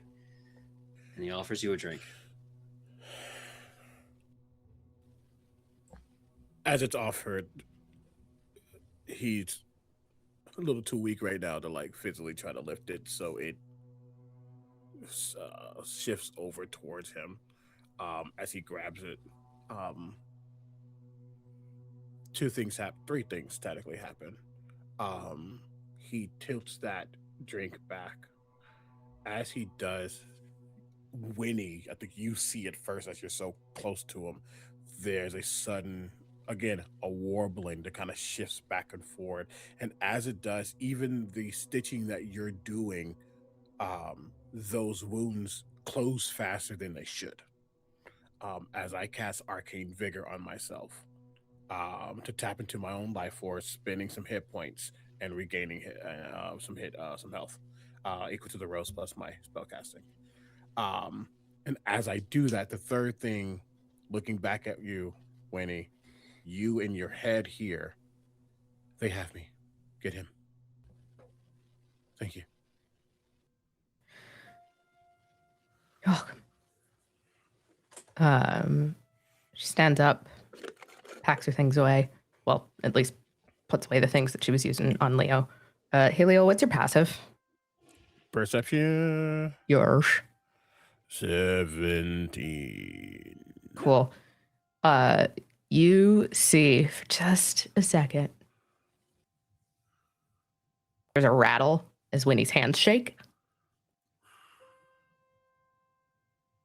And then she buckles down and moves over to Marcus.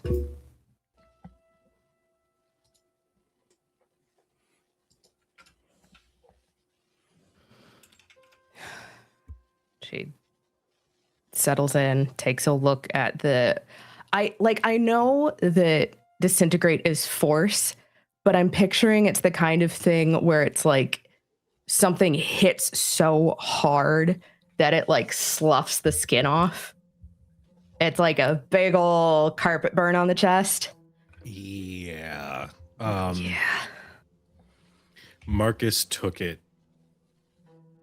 basically on the chin and just kept going, but there is a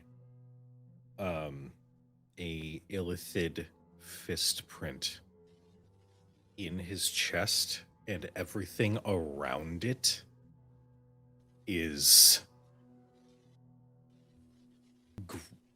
I'm not going to go into too much detail because safety, but like gross. Yeah. Gross. Oh, Moshe. She just starts mopping up the blood and putting salve and potion over the raw, ripped skin. And she's in triage mode. Her face is calm. Her movements are steady, and she's done this 100 times. She's set bones. She has mended wounds. She has quite literally seen people from this life into the next one.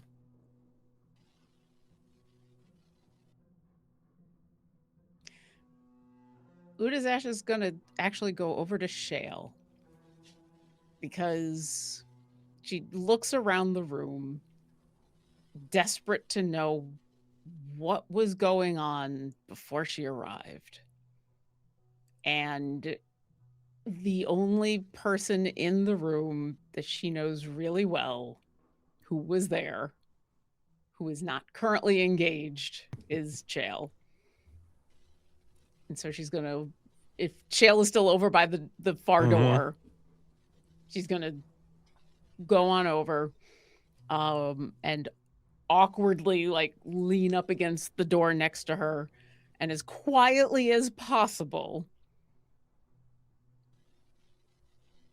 what happened?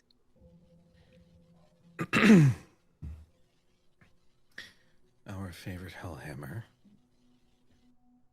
stepped out for a second, and somebody else stepped in, and she looks pointedly at Udazash, like, fill in the blank. Like a doppelganger showed up or something? Right, I forgot. It's quite literal. No. Asmodeus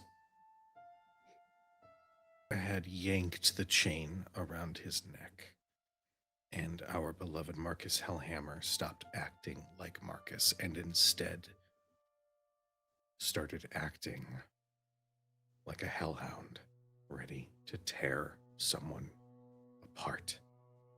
Oh. Now, at the same time, Leopold, it seems, also let somebody else step in.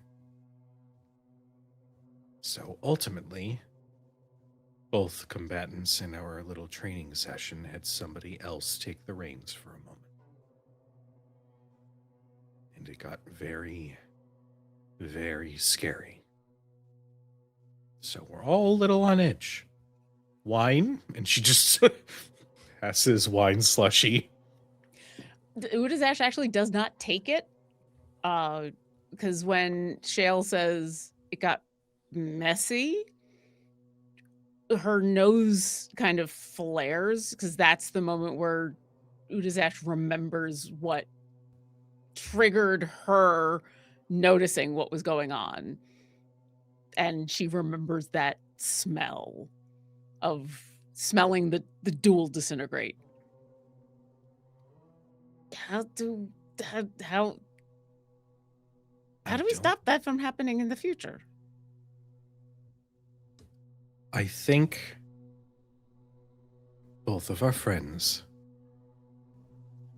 have some work on the inside that must be done.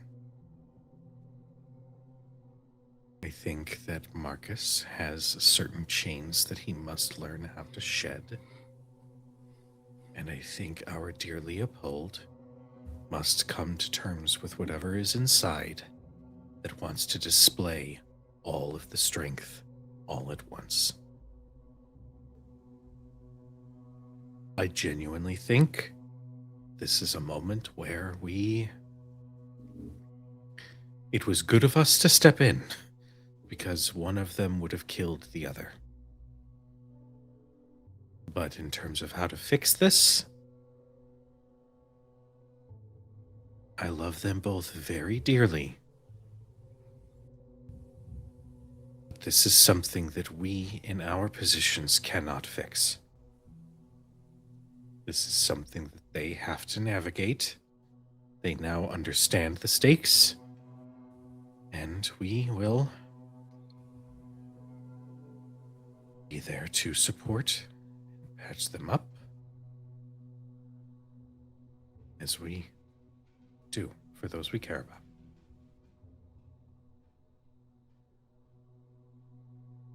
Okay. It's a very difficult situation to be in. But I don't see any other way to help. Not until I've got more people to add to the list of people I need to kill. Valid, you know? It's good to keep a list. That's fair. As this conversation is happening, Kellen and Mishka is like administering whatnot to like ensure that your natural healing ability and whatnot is good, Leo.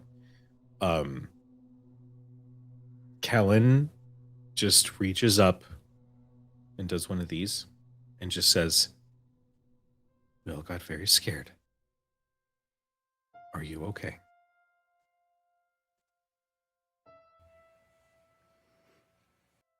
Watching Winnie move over to Marcus, I think like shoulders fall slightly. Yeah,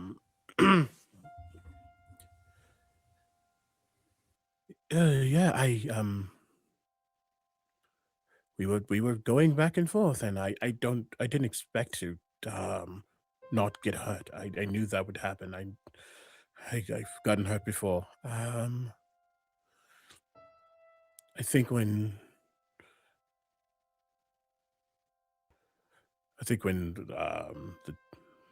him overtook, I think Sai him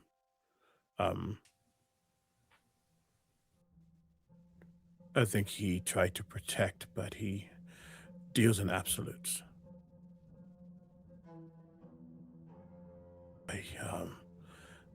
I really apologize. I didn't know that was going to happen, and I need to figure out how to not go catatonic. Can you just tell him that I much rather like you and not him when he's in control? And I would much rather prefer that you stay in control.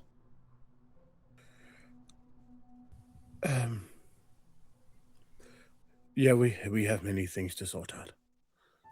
Okay. And I think, because it's not a lie, he was unfortunately stuck in that loop of looking at Roderick and being berated and being so far behind, so weak, and he couldn't get out of it. He was trying to do anything to take him down. And in that moment, what he was doing to Roderick, he thought he was actually doing to Marcus. And that's when he realizes the print on Marcus's chest, realizing the power, the force that he pushed forward.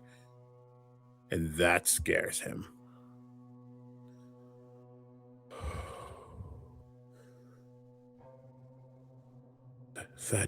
That won't happen again. Helen just reaches forward and takes your hand. It is. I know.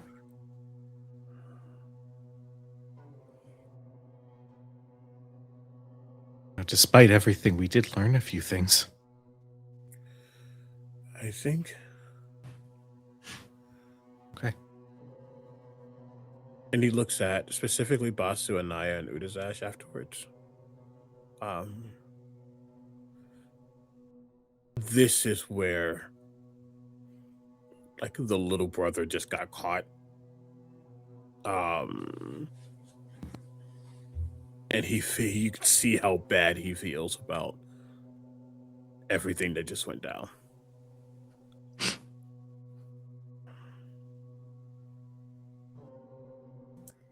I think Anaya has like a light bulb moment of oh, this is how easy it is to forgive someone you empathize with.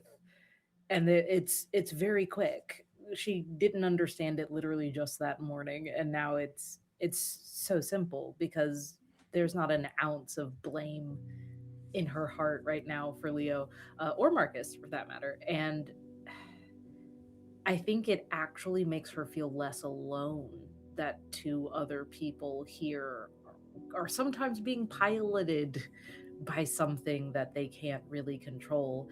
And so I think Anaya is oddly chipper in this moment and knows how inappropriate that is.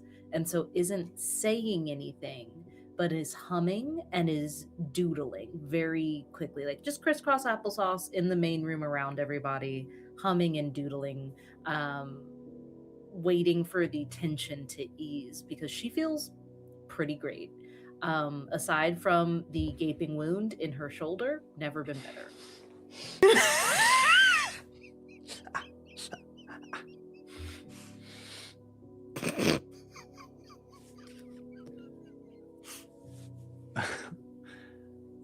Does Anaya need healing, by the way?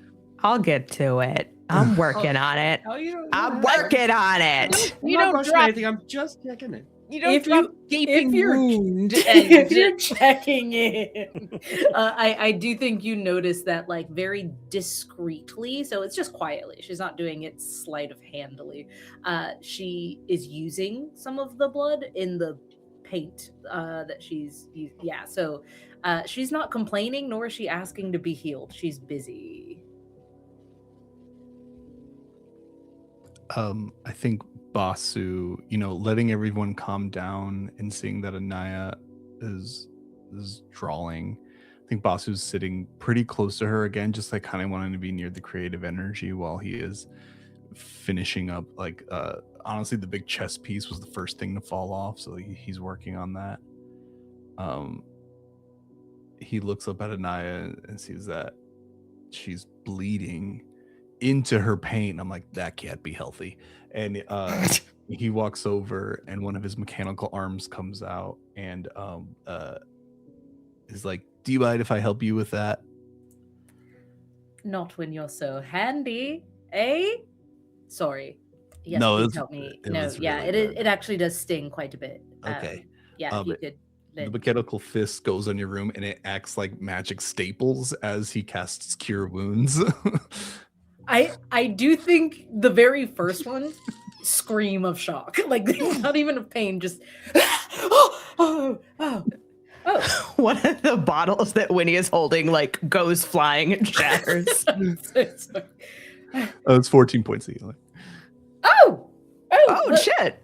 I'm good as new. Look at that. Well, isn't that wonderful? Thank you, Basu.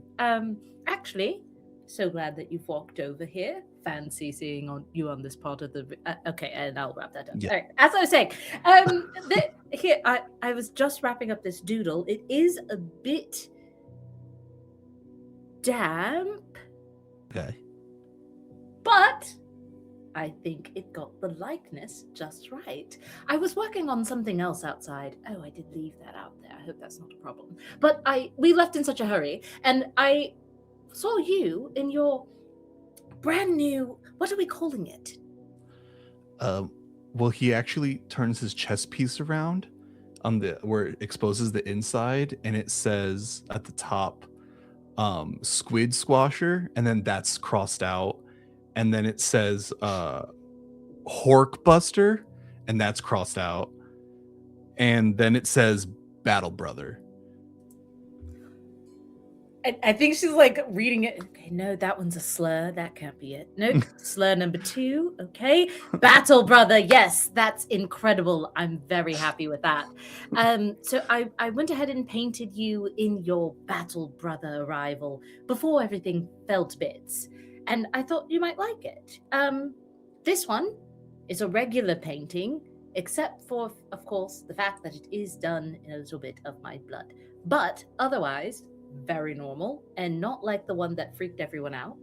So would you like to? You don't have. I'm now understanding as I'm holding it out for you and I'm seeing my own blood glisten in the sunlight.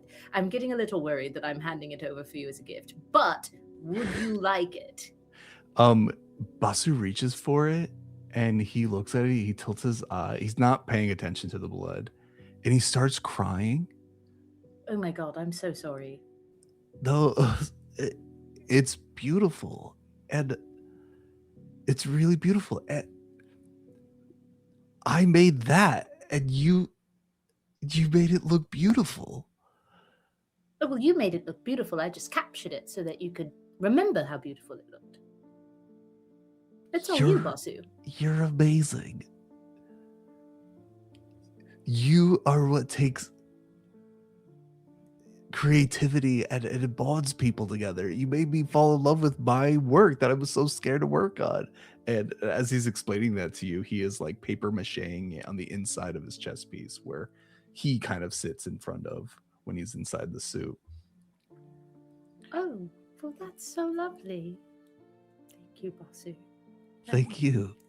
If you put it on the inside, little trick will happen. I know that Steel Watchers had this big voice, and they'd be like, "I'm a Steel Watcher, listen to me, or else I'll be Right. watching." And I found that always worked on me. I was always terrified, and so I've gone ahead and put a big voice in this. It's just a quick sketch, so it's just one time, but you could use it and then maybe make someone do what you want in your big Basu voice. Oh.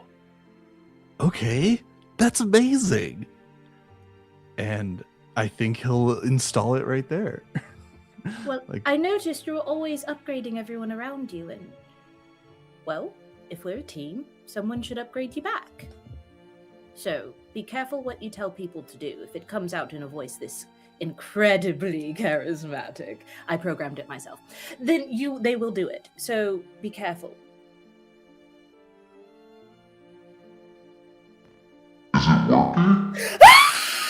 And Anaya just like full on screams again. Another bottle. Another bottle.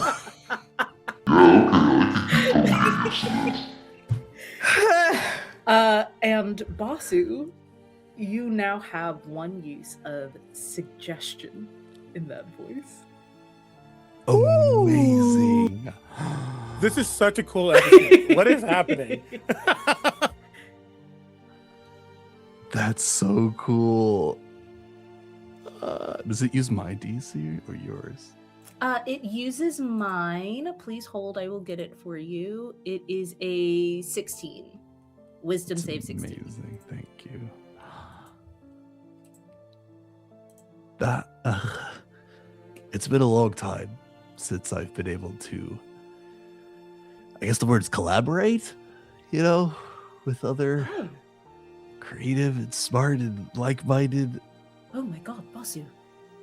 You just set off an electrical current in my brain. Oh wait, that's just thoughts. Well, any matter, I've had a smashing stringing success of thoughts just now because of you. Collaborating, that's what we're doing. That's what teamwork is. I've read about this. Okay, collaboration. Okay, so if then and when, okay. Can I ask you a question? Yeah, please. What else can you make? And Kujo, storyteller, you have to immediately smash cut away from this because I'm going to start messaging Tony a lot of things. All right. Then we will return to Marcus and Winnie. Marcus, while the question of who you felt is still in your mind, there's a weight on your chest that wasn't there before. Because you feel truly unburdened. You don't feel anyone's chains on you. And it hits you that since you can remember, you have felt someone's boot on your throat. And now, even as Winnie is slowly patching you up, the weight that you feel That's a good weight.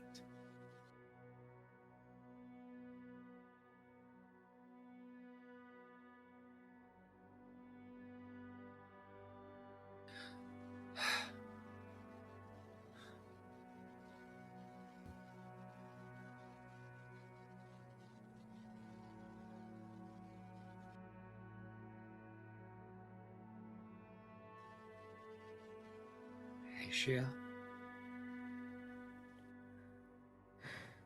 I. Whatever hands you're using to address wounds, whatever you're fussing about with, he just slowly takes your hands with great purpose. He's not being forceful, but he has you by the hands and wrists, and he's not letting go. He's just trying to get you to stop. And It takes a second, Marcus. She is focused. She is doing her job. And you can feel under your palms that her pulse is fucking racing. and he's not forceful again. He's just resting it there, and he is being persistent but not aggressive. And he just slowly moves your hands away from his wounds. Wait, no, I'm nearly done. Marcus, you can't. Yeah. Shout, okay. What?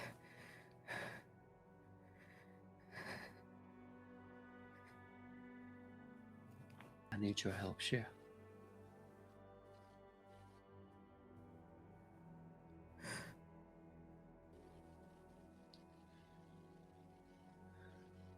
I don't mean I need you to heal me. I need your help. First time in a long time.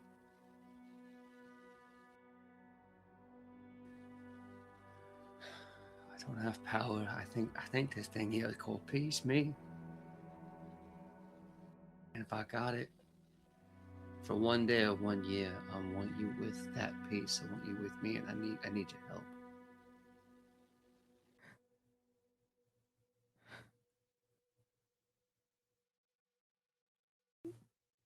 She finally stops.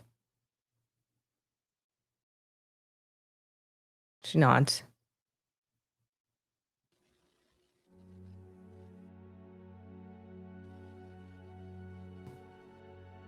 And she takes Marcus's face in her hands.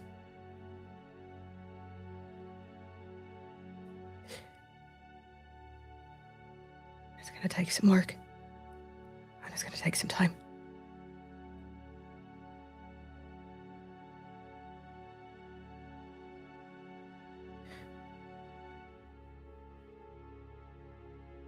But you have my help. I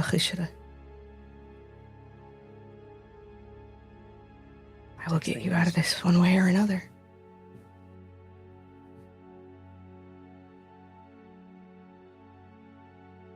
He looks you in your eyes. He takes your hands that are on his face, and he kisses you on the wrist and the palm and up the arm a few extra times.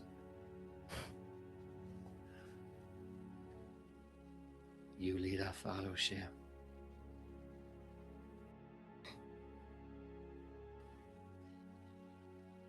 You lead, I follow.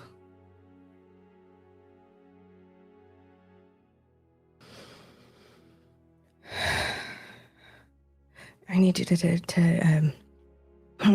take a breath, make sure nothing's catching, or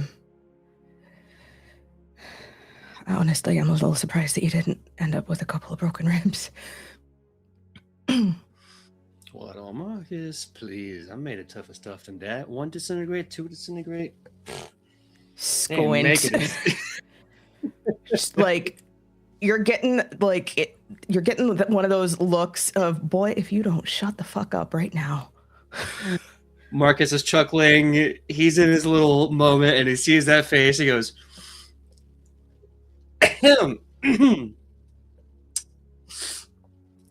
okay, maybe I'm hurt a little. The burnt and blistered skin will do that. And then she'll take the rest of the time to patch up, for all intents and purposes, storyteller, lore master, dear friend, how long is it going to take with just her sheer like medicine skill alone? How is she going to be able to get folks back to full health? Well, I have a question for PJ. Did that clear out your temp HP? Oh yeah. Oh yeah, it did. I'm not How much expecting are you anyone to down? get the temp HP back. No, yeah, Okay. yeah. Let me if I may quantify it, right? Yeah, so yeah. max HP plus the temp, I was at 199 total health. Mm-hmm. After taking everything Leo gave me, I'm now at 130 out of 173. Okay. I will tell you, Winnie, if you are specifically only using, for lack of a better term, because I hate this term in this instance, mundane healing, it's gonna take some time. Okay. So I will say, though, that you guys will benefit from a short rest. So if you have hit dice that you would like to use, you can use those. And in addition, I will say, Marcus,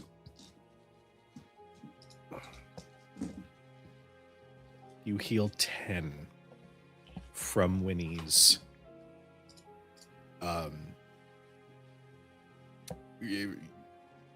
caregiving, if you will.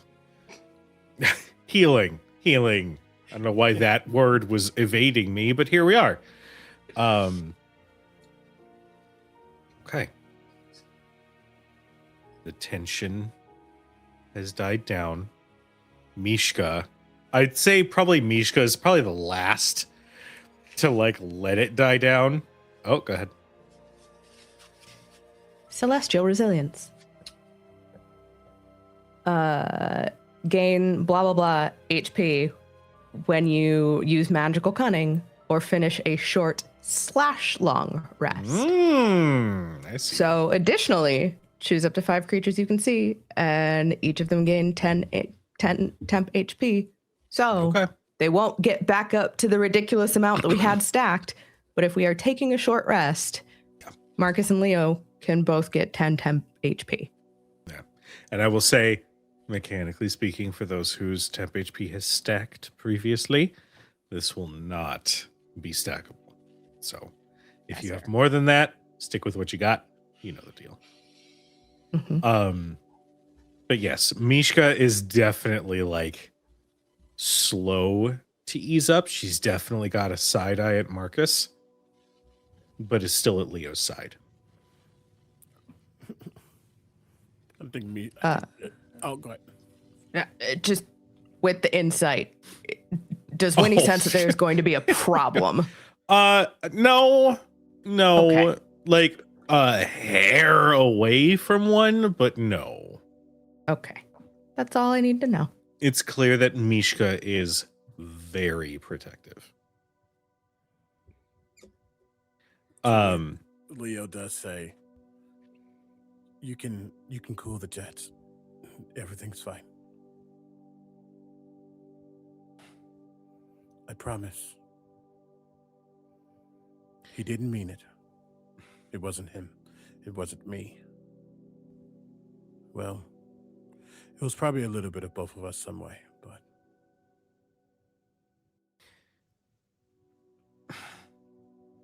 thank you, Leo, I'm just going to put one little thing in your mind. And that is that in my line of work, I'm very familiar with the look that somebody has when they're not trying to spar, but they're looking to maim and they're looking to kill. Now, I will ease up and I will be okay. But if he looks at you that way again,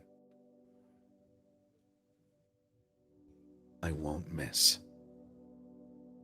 he's going to. I don't like doing this, but I'm going to do it now. 'Cause I think she is the one who will register it in the correct way, where she suddenly gets shunted forward and he kisses her.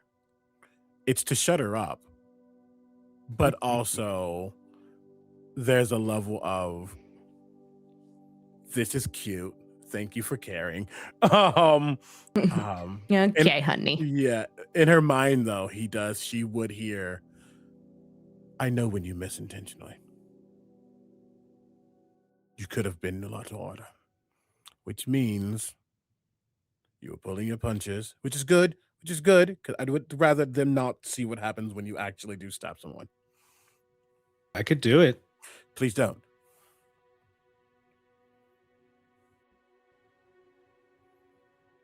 Only because you asked nicely and you kissed me.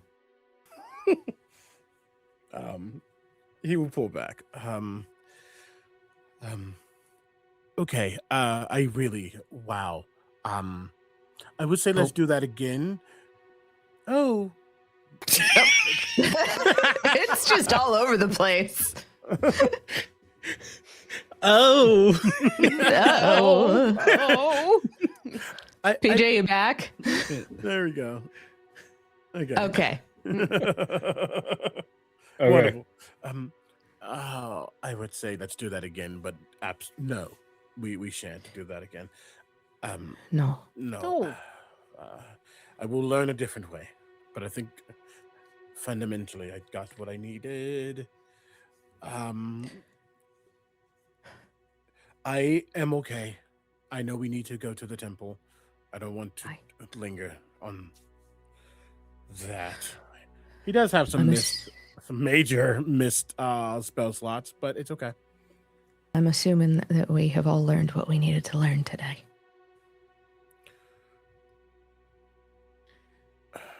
If I may, and Shale will be from the door, I'm just saying, maybe modify the curriculum a little. Maybe avoid the one-on-one fighting. You could find different ways, you know?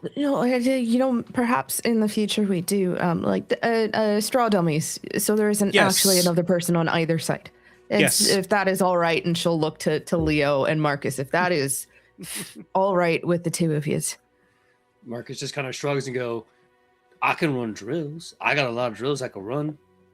Yes. Why don't we start with the fundamentals? Drills. Beautiful. Love it. But yes, in the meantime, we should see what it is exactly that is holed up under the temple of Bahamut. Speaking of, hi. Yes, dear. So excited to be going on this excursion with you all. Truly grateful that you've decided to bring me along. I just have a Lying fast through your question. teeth. I just have a fast question. Yes, dear. Do we think they're going to be particularly forthcoming with the information that we are particularly interested in knowing? The followers of Bahamut, probably, but if there's anyone who's working for the Scaled Tyrant, decidedly not. I see. Now that I'm aware of the concept of teamwork, may I ask a question of the group? Aye. Does anyone know how to cast invisibility? Why would you need that? Oh, it's not for me. I can't be seen if I don't wish to be seen. It's for my friend Cosmo. I'm sorry, Cosmo. You got friends? What? Who are these, Cosmo? Cosmo helps me get information when I need information. It's kind of like a familiar who is not a familiar. It'll be better just to show you. But if we could make Cosmo invisible, I could get you quite the information. Or just scout ahead safely. Sorry. I'm afraid that's not something in my wheelhouse, darling. I could make him invisible. You could? Yeah, totally. Well, let me get Cosmo 1 second. And then she's going to do that, like, wee type of whistle that I'm not going to even attempt into a microphone. And as soon as, yeah, absolutely. And as soon as that happens, her eye pops out. Ah! Yeah. So her false eye is now floating in the room in the center of everyone. It is full of starlight and twinkles semi-sentiently as I say, so this is Cosmo. Cosmo helps out. This is very rude. Cosmo has been here the whole time, and you have not introduced your eye the whole time. You've seen my eye and my face the whole time. Yes, and you did not introduce them. I'm terribly sorry. And Naya is winking at this point because she's a little uncomfortable with having a false eye that comes out, and is just kind of like looking at you through one good eye and is like, it's something I don't actually like to share unless it's going to be helpful. But now that I know that we are a team, it's actually quite helpful for you to know that Cosmo exists and can pop out and does spy on everything and has true sight and can move around for me at any distance, grand distances, and I can see anything that Cosmo sees at any time. Well, hello, Cosmo. It is very nice to meet you, and I am sorry that I did not say hello to you earlier, but I did not know that you existed. Cosmo just kind of whirls around Udazash once, and then once around everyone in the room very quickly. I mean, all things told, I think I've encountered stranger things, if I'm being honest with you. That's quite handy. Also, just has he's the not a look of a hand, he's an cyborg. eye, love. That's that. Never mind. Sorry. What was that, Basu? Basu's just excited. He's looking around excited, and he pulls out like a little belt that would make like a small familiar invisible. He was like, I'm gonna resize this. This is really exciting. Oh God! Yeah. Oh no! Oh, I'm very excited. Rasputin. I'm gonna pull out my spare eye patch, and I'm gonna pull that on just so I don't have to keep winking. And it looks very similar. It is the blue velvet with like little silver thread, like starlight. So it's very similar to Cosmo, just an eye patch form. Is Cosmo considered a creature?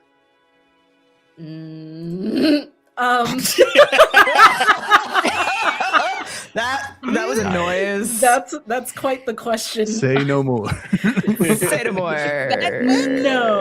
No, I don't think Cosmo is considered a creature. Right. Then pass without trace does not affect Cosmo.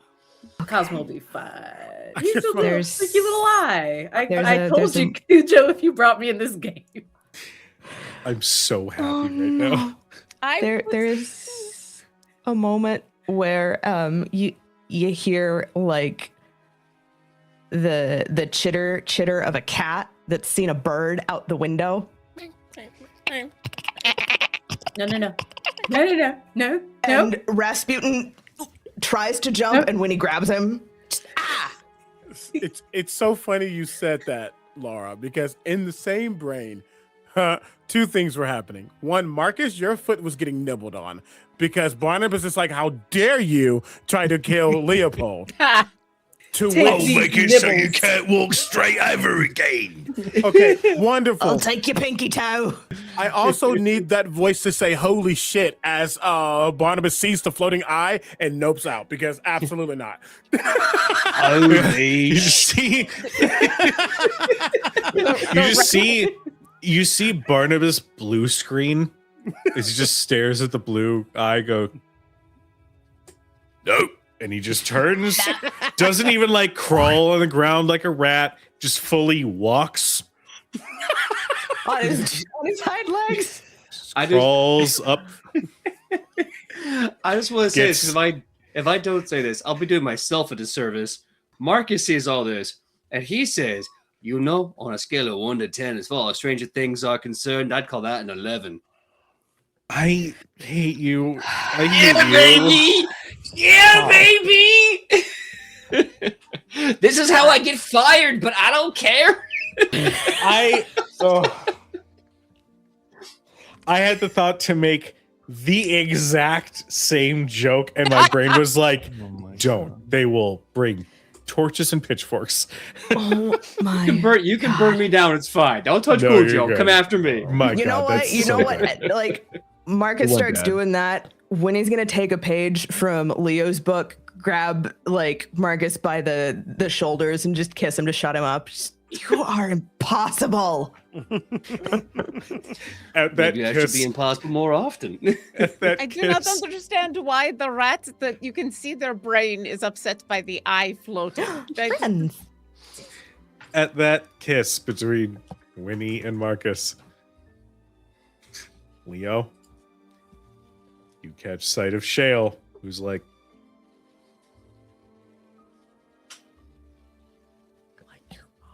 What does that mean? I know they're I can see the lips. It's fine. It was a callback to a previous burn I had. We don't gotta fix it. Oh, Damn. it's like your mom and older.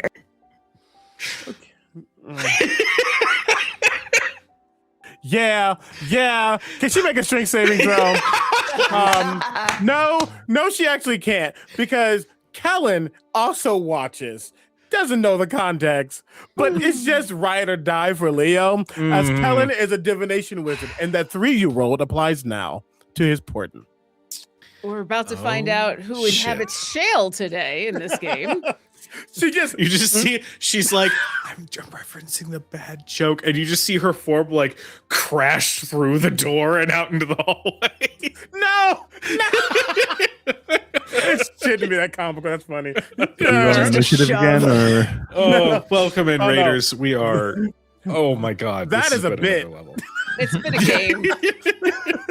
It's been a wild So- night, y'all. So, Sake of brevity. for the sake of DM knowledge, because you guys are going to go check out this temple, Mm-hmm. I'm going to say that Shale, Kellen, and Mishka, For my brain to plan combat stuff accordingly. are going to stay behind and clean up. Basically, they are going to look at the alleyway, any debris from the fight, any schmoozing they have to do to quell people's worries, they are going to do, while you all venture through the city and head towards a beautiful cathedral. There is bright white stone that make up the walls of this truly impressive building.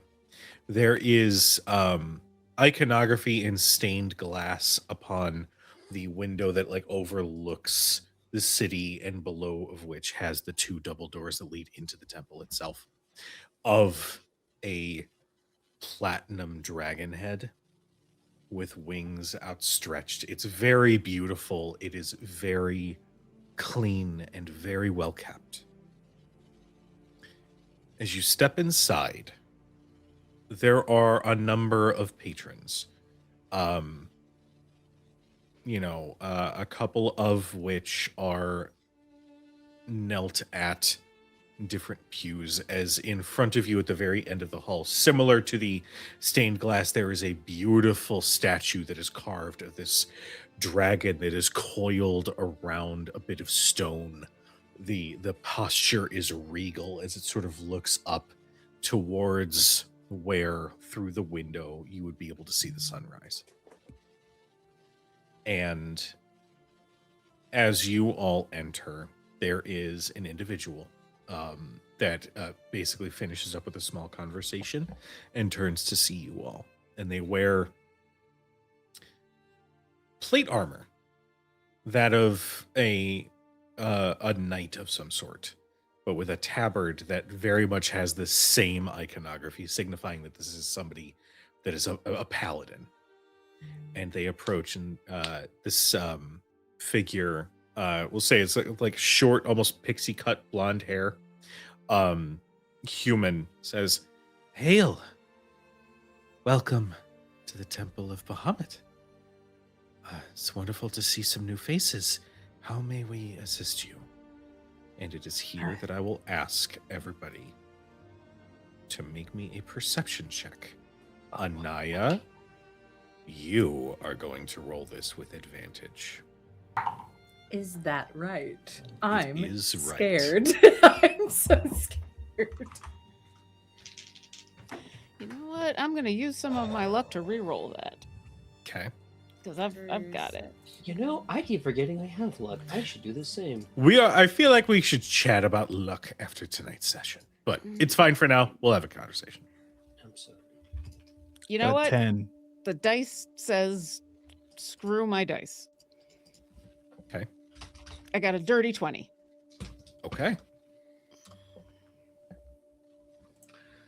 I got after a s- dirty 30. Thank the universe. Somebody got a good roll. 25. Okay. We've got Marcus and Leo. After using luck, I have a 17. Oh, sorry, I was just deciding if I was going to bolster this or not. No, dirty 20. Okay. Winnie and Anaya. As this individual is approaching and offering you greeting, and as you're about to speak, there's a slight metallic smell on the air.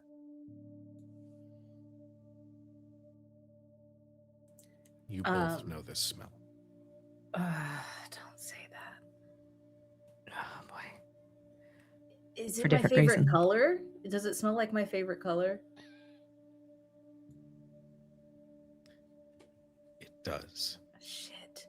And both of you, very quickly, and like a quick glance down and glance back up, see a single drop of blood at the sheath of this individual's sword.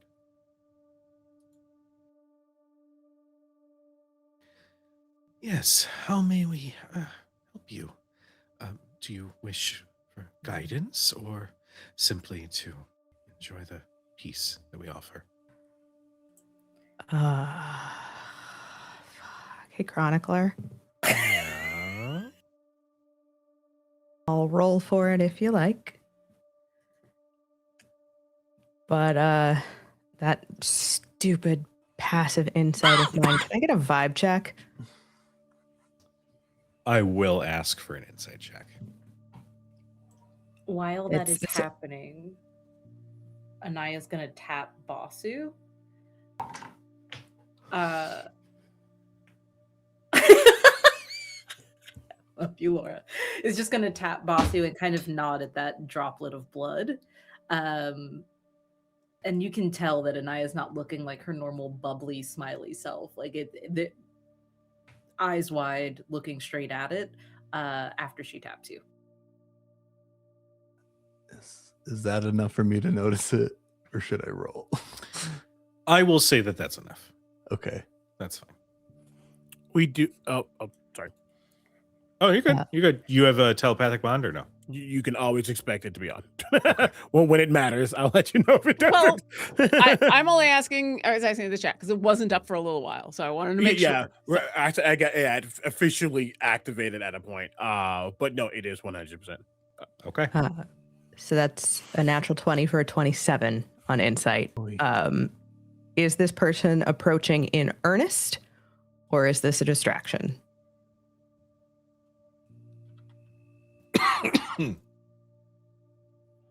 They are approaching in earnest, but not for the reason that they are stating, because you notice something. And this will be the last little bit before we're going to end tonight's session. When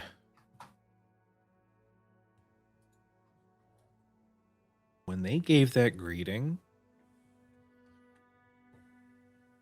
the other patrons in here, and it was slight, but everyone reacted just a little. With that natural 20, and I will also key in your sight. Maybe not the full ability, but enough. This smells like an ambush from everyone in here.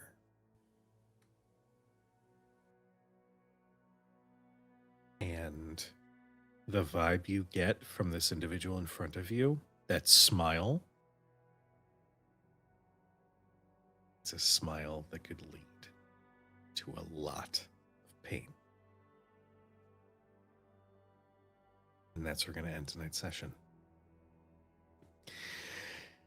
We are in the temple, baby. I've been planning. You let me cook, and there you will have your dinner. Before we end tonight's session, Bring it up. we are going to hand the spotlight to our incredible and incomparable cast. Let them know who you are. Let them know where we can find and support you. And say something nice about yourself. That's not fair. What? Well- Why did you have to put that on me? Hi, I'm Lauren Urban. Gee, her. You can find all the stuff I'm doing at lauren-urban.com. Don't sound so excited. Played Udazash, your Dragonborn Ranger Rogue, and I'm excited to eat the meal that Cujo is serving us next week. That's the nice thing I'm going to say about myself. Is I like this game. I'm these people's biggest fan. Hello, friends. My name is Omega Jones, also known as Cryptbard across all social media channels. Pronouns are he and they. I have been Leopold Guthmere, who, because of a fantastic story choice that I did not see coming, but I am a person who goes fully ham when the moment needs to not half-ass something. That means going into this fight, I do not have a 7th level. I do not have a 6th level. I'm missing one of my 4th levels, and I'm missing 3 of my 1st levels. Ooh. Oops. Decisions and Dragons. Spell slots? Who needs them?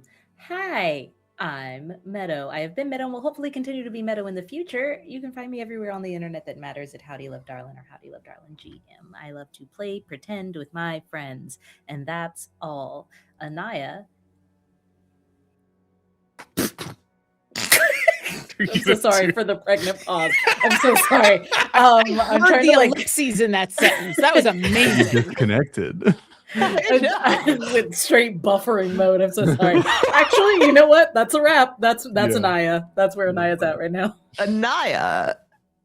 Just be like, Anaya, out. Like, Oh my god. Hi, hello, good evening, folks. You can call me Laura or Tutu or Laura Tutu. My pronouns are she, they. You can find me all over the internet at most places as _ Laura Tutu. If you cannot find me when you're searching for me on any given social media platform, it's because I don't have a fucking account there and I'm not going to make one. Stop asking. No, I'm not doing it. Congratulations, you found me here on Fridays. I'm usually here on Fridays, playing the chuckle fuck that's keeping these chuckle fucks alive. On Wednesdays, you can find me over at Rebels Without a Castle for the Stone Lord's Folly, the homebrew D&D campaign run by my lovely companion, Zach Savage Lore. I will be starting a new Vampire the Masquerade Chronicle over at the Playmat. That is right, of Kindred and Kin is going to be ramping up very soon. And over on Folk and Myth, starting on January 29th, you'll be able to find me as we play a little Vesson. Specifically, we are diving into the Mythic Carpathia book with the Carpathian Sun. Once again, starting on January 29th over at Folk and Myth. Other than that, I am an award-winning TTRPG performer and producer, and sometimes I do burlesque. So if you want to see what I'm going to be up to, check out my website, lauratutu.com. Right on. Hello, I have been Tony Rodriguez, also known as the Countersmith on the online. You can find me anywhere at Encountersmith. I have been Basu Brightbolt. Pronouns are he, him. And I had so much fun today, and I think I look good in this bandana. That's my nice thing. I was going to say that, but I didn't want to be gay. What? That's me.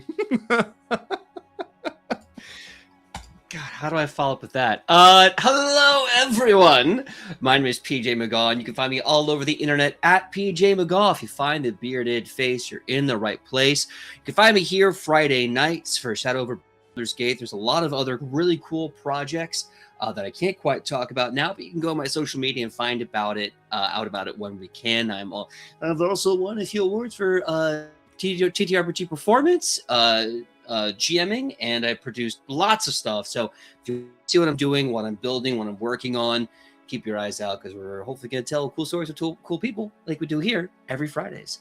And that being said, Cujo, take it away.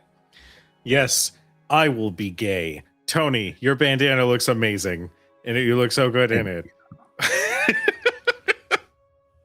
So, I am Cujo. You can find me all over the places Cujo Plays Games or Crit Hit Chronicles. Tomorrow night is Chronicle Review 2025, where we give love to the stories we got to tell last year, and we get to talk about what's coming this year. I'm telling you now, there's going to be a new show announcement that you should be there for. So tomorrow night at 7 p.m. Central, tune in, because we're going to be talking with pretty much anybody from the previous casts that are able to hop in, so we can give the spotlight to them and their incredible work. We're going to be talking about the huge updates for the channel that are going to be going live this year. We're going to be talking about scheduling for stuff in the future. You guys, it's going to be awesome. So if you are a fan of Crit Hit Chronicles, follow for announcements, show updates, highlights, that sort of thing. Crit Hit Chronicles is across all major social media platforms except that one, because no. And sincerely, thank you guys so much, because this is the 3rd year of Crit Hit. And oh my God, we've got some awesome stuff coming down the pipeline. If you like tonight, tune in on Tuesday night for Bitten, the Daggerheart sad campaign taking place in a post-apocalyptic fantasy world where blighters roam the lands, and one meadow. Did you say sad? I said sad. It's a sad game. No. It's a sad boy game. I just like to cry in it. You know what? We find joy where we can. Yeah, follow all over the place. We're going to go ahead and get a raid set up for DJ Knight, who's currently playing some Marvel Rivals. We're going to give them some love. Sincerely, shout out to... DJ. That's my nephew, technically, but not really. Shout out to Folk and Myth and Daniel to the DM for sharing your communities with us. Thank you so much. Mr. Smokey, welcome to the channel. Seriously, you're wonderful. To Damara, thank you so much for letting me know about the link. I'm going to fix it at some point for the community Discord. But until then, we love you. We appreciate you. I'll see you tomorrow night for Chronicle Review. And we'll see you guys next time.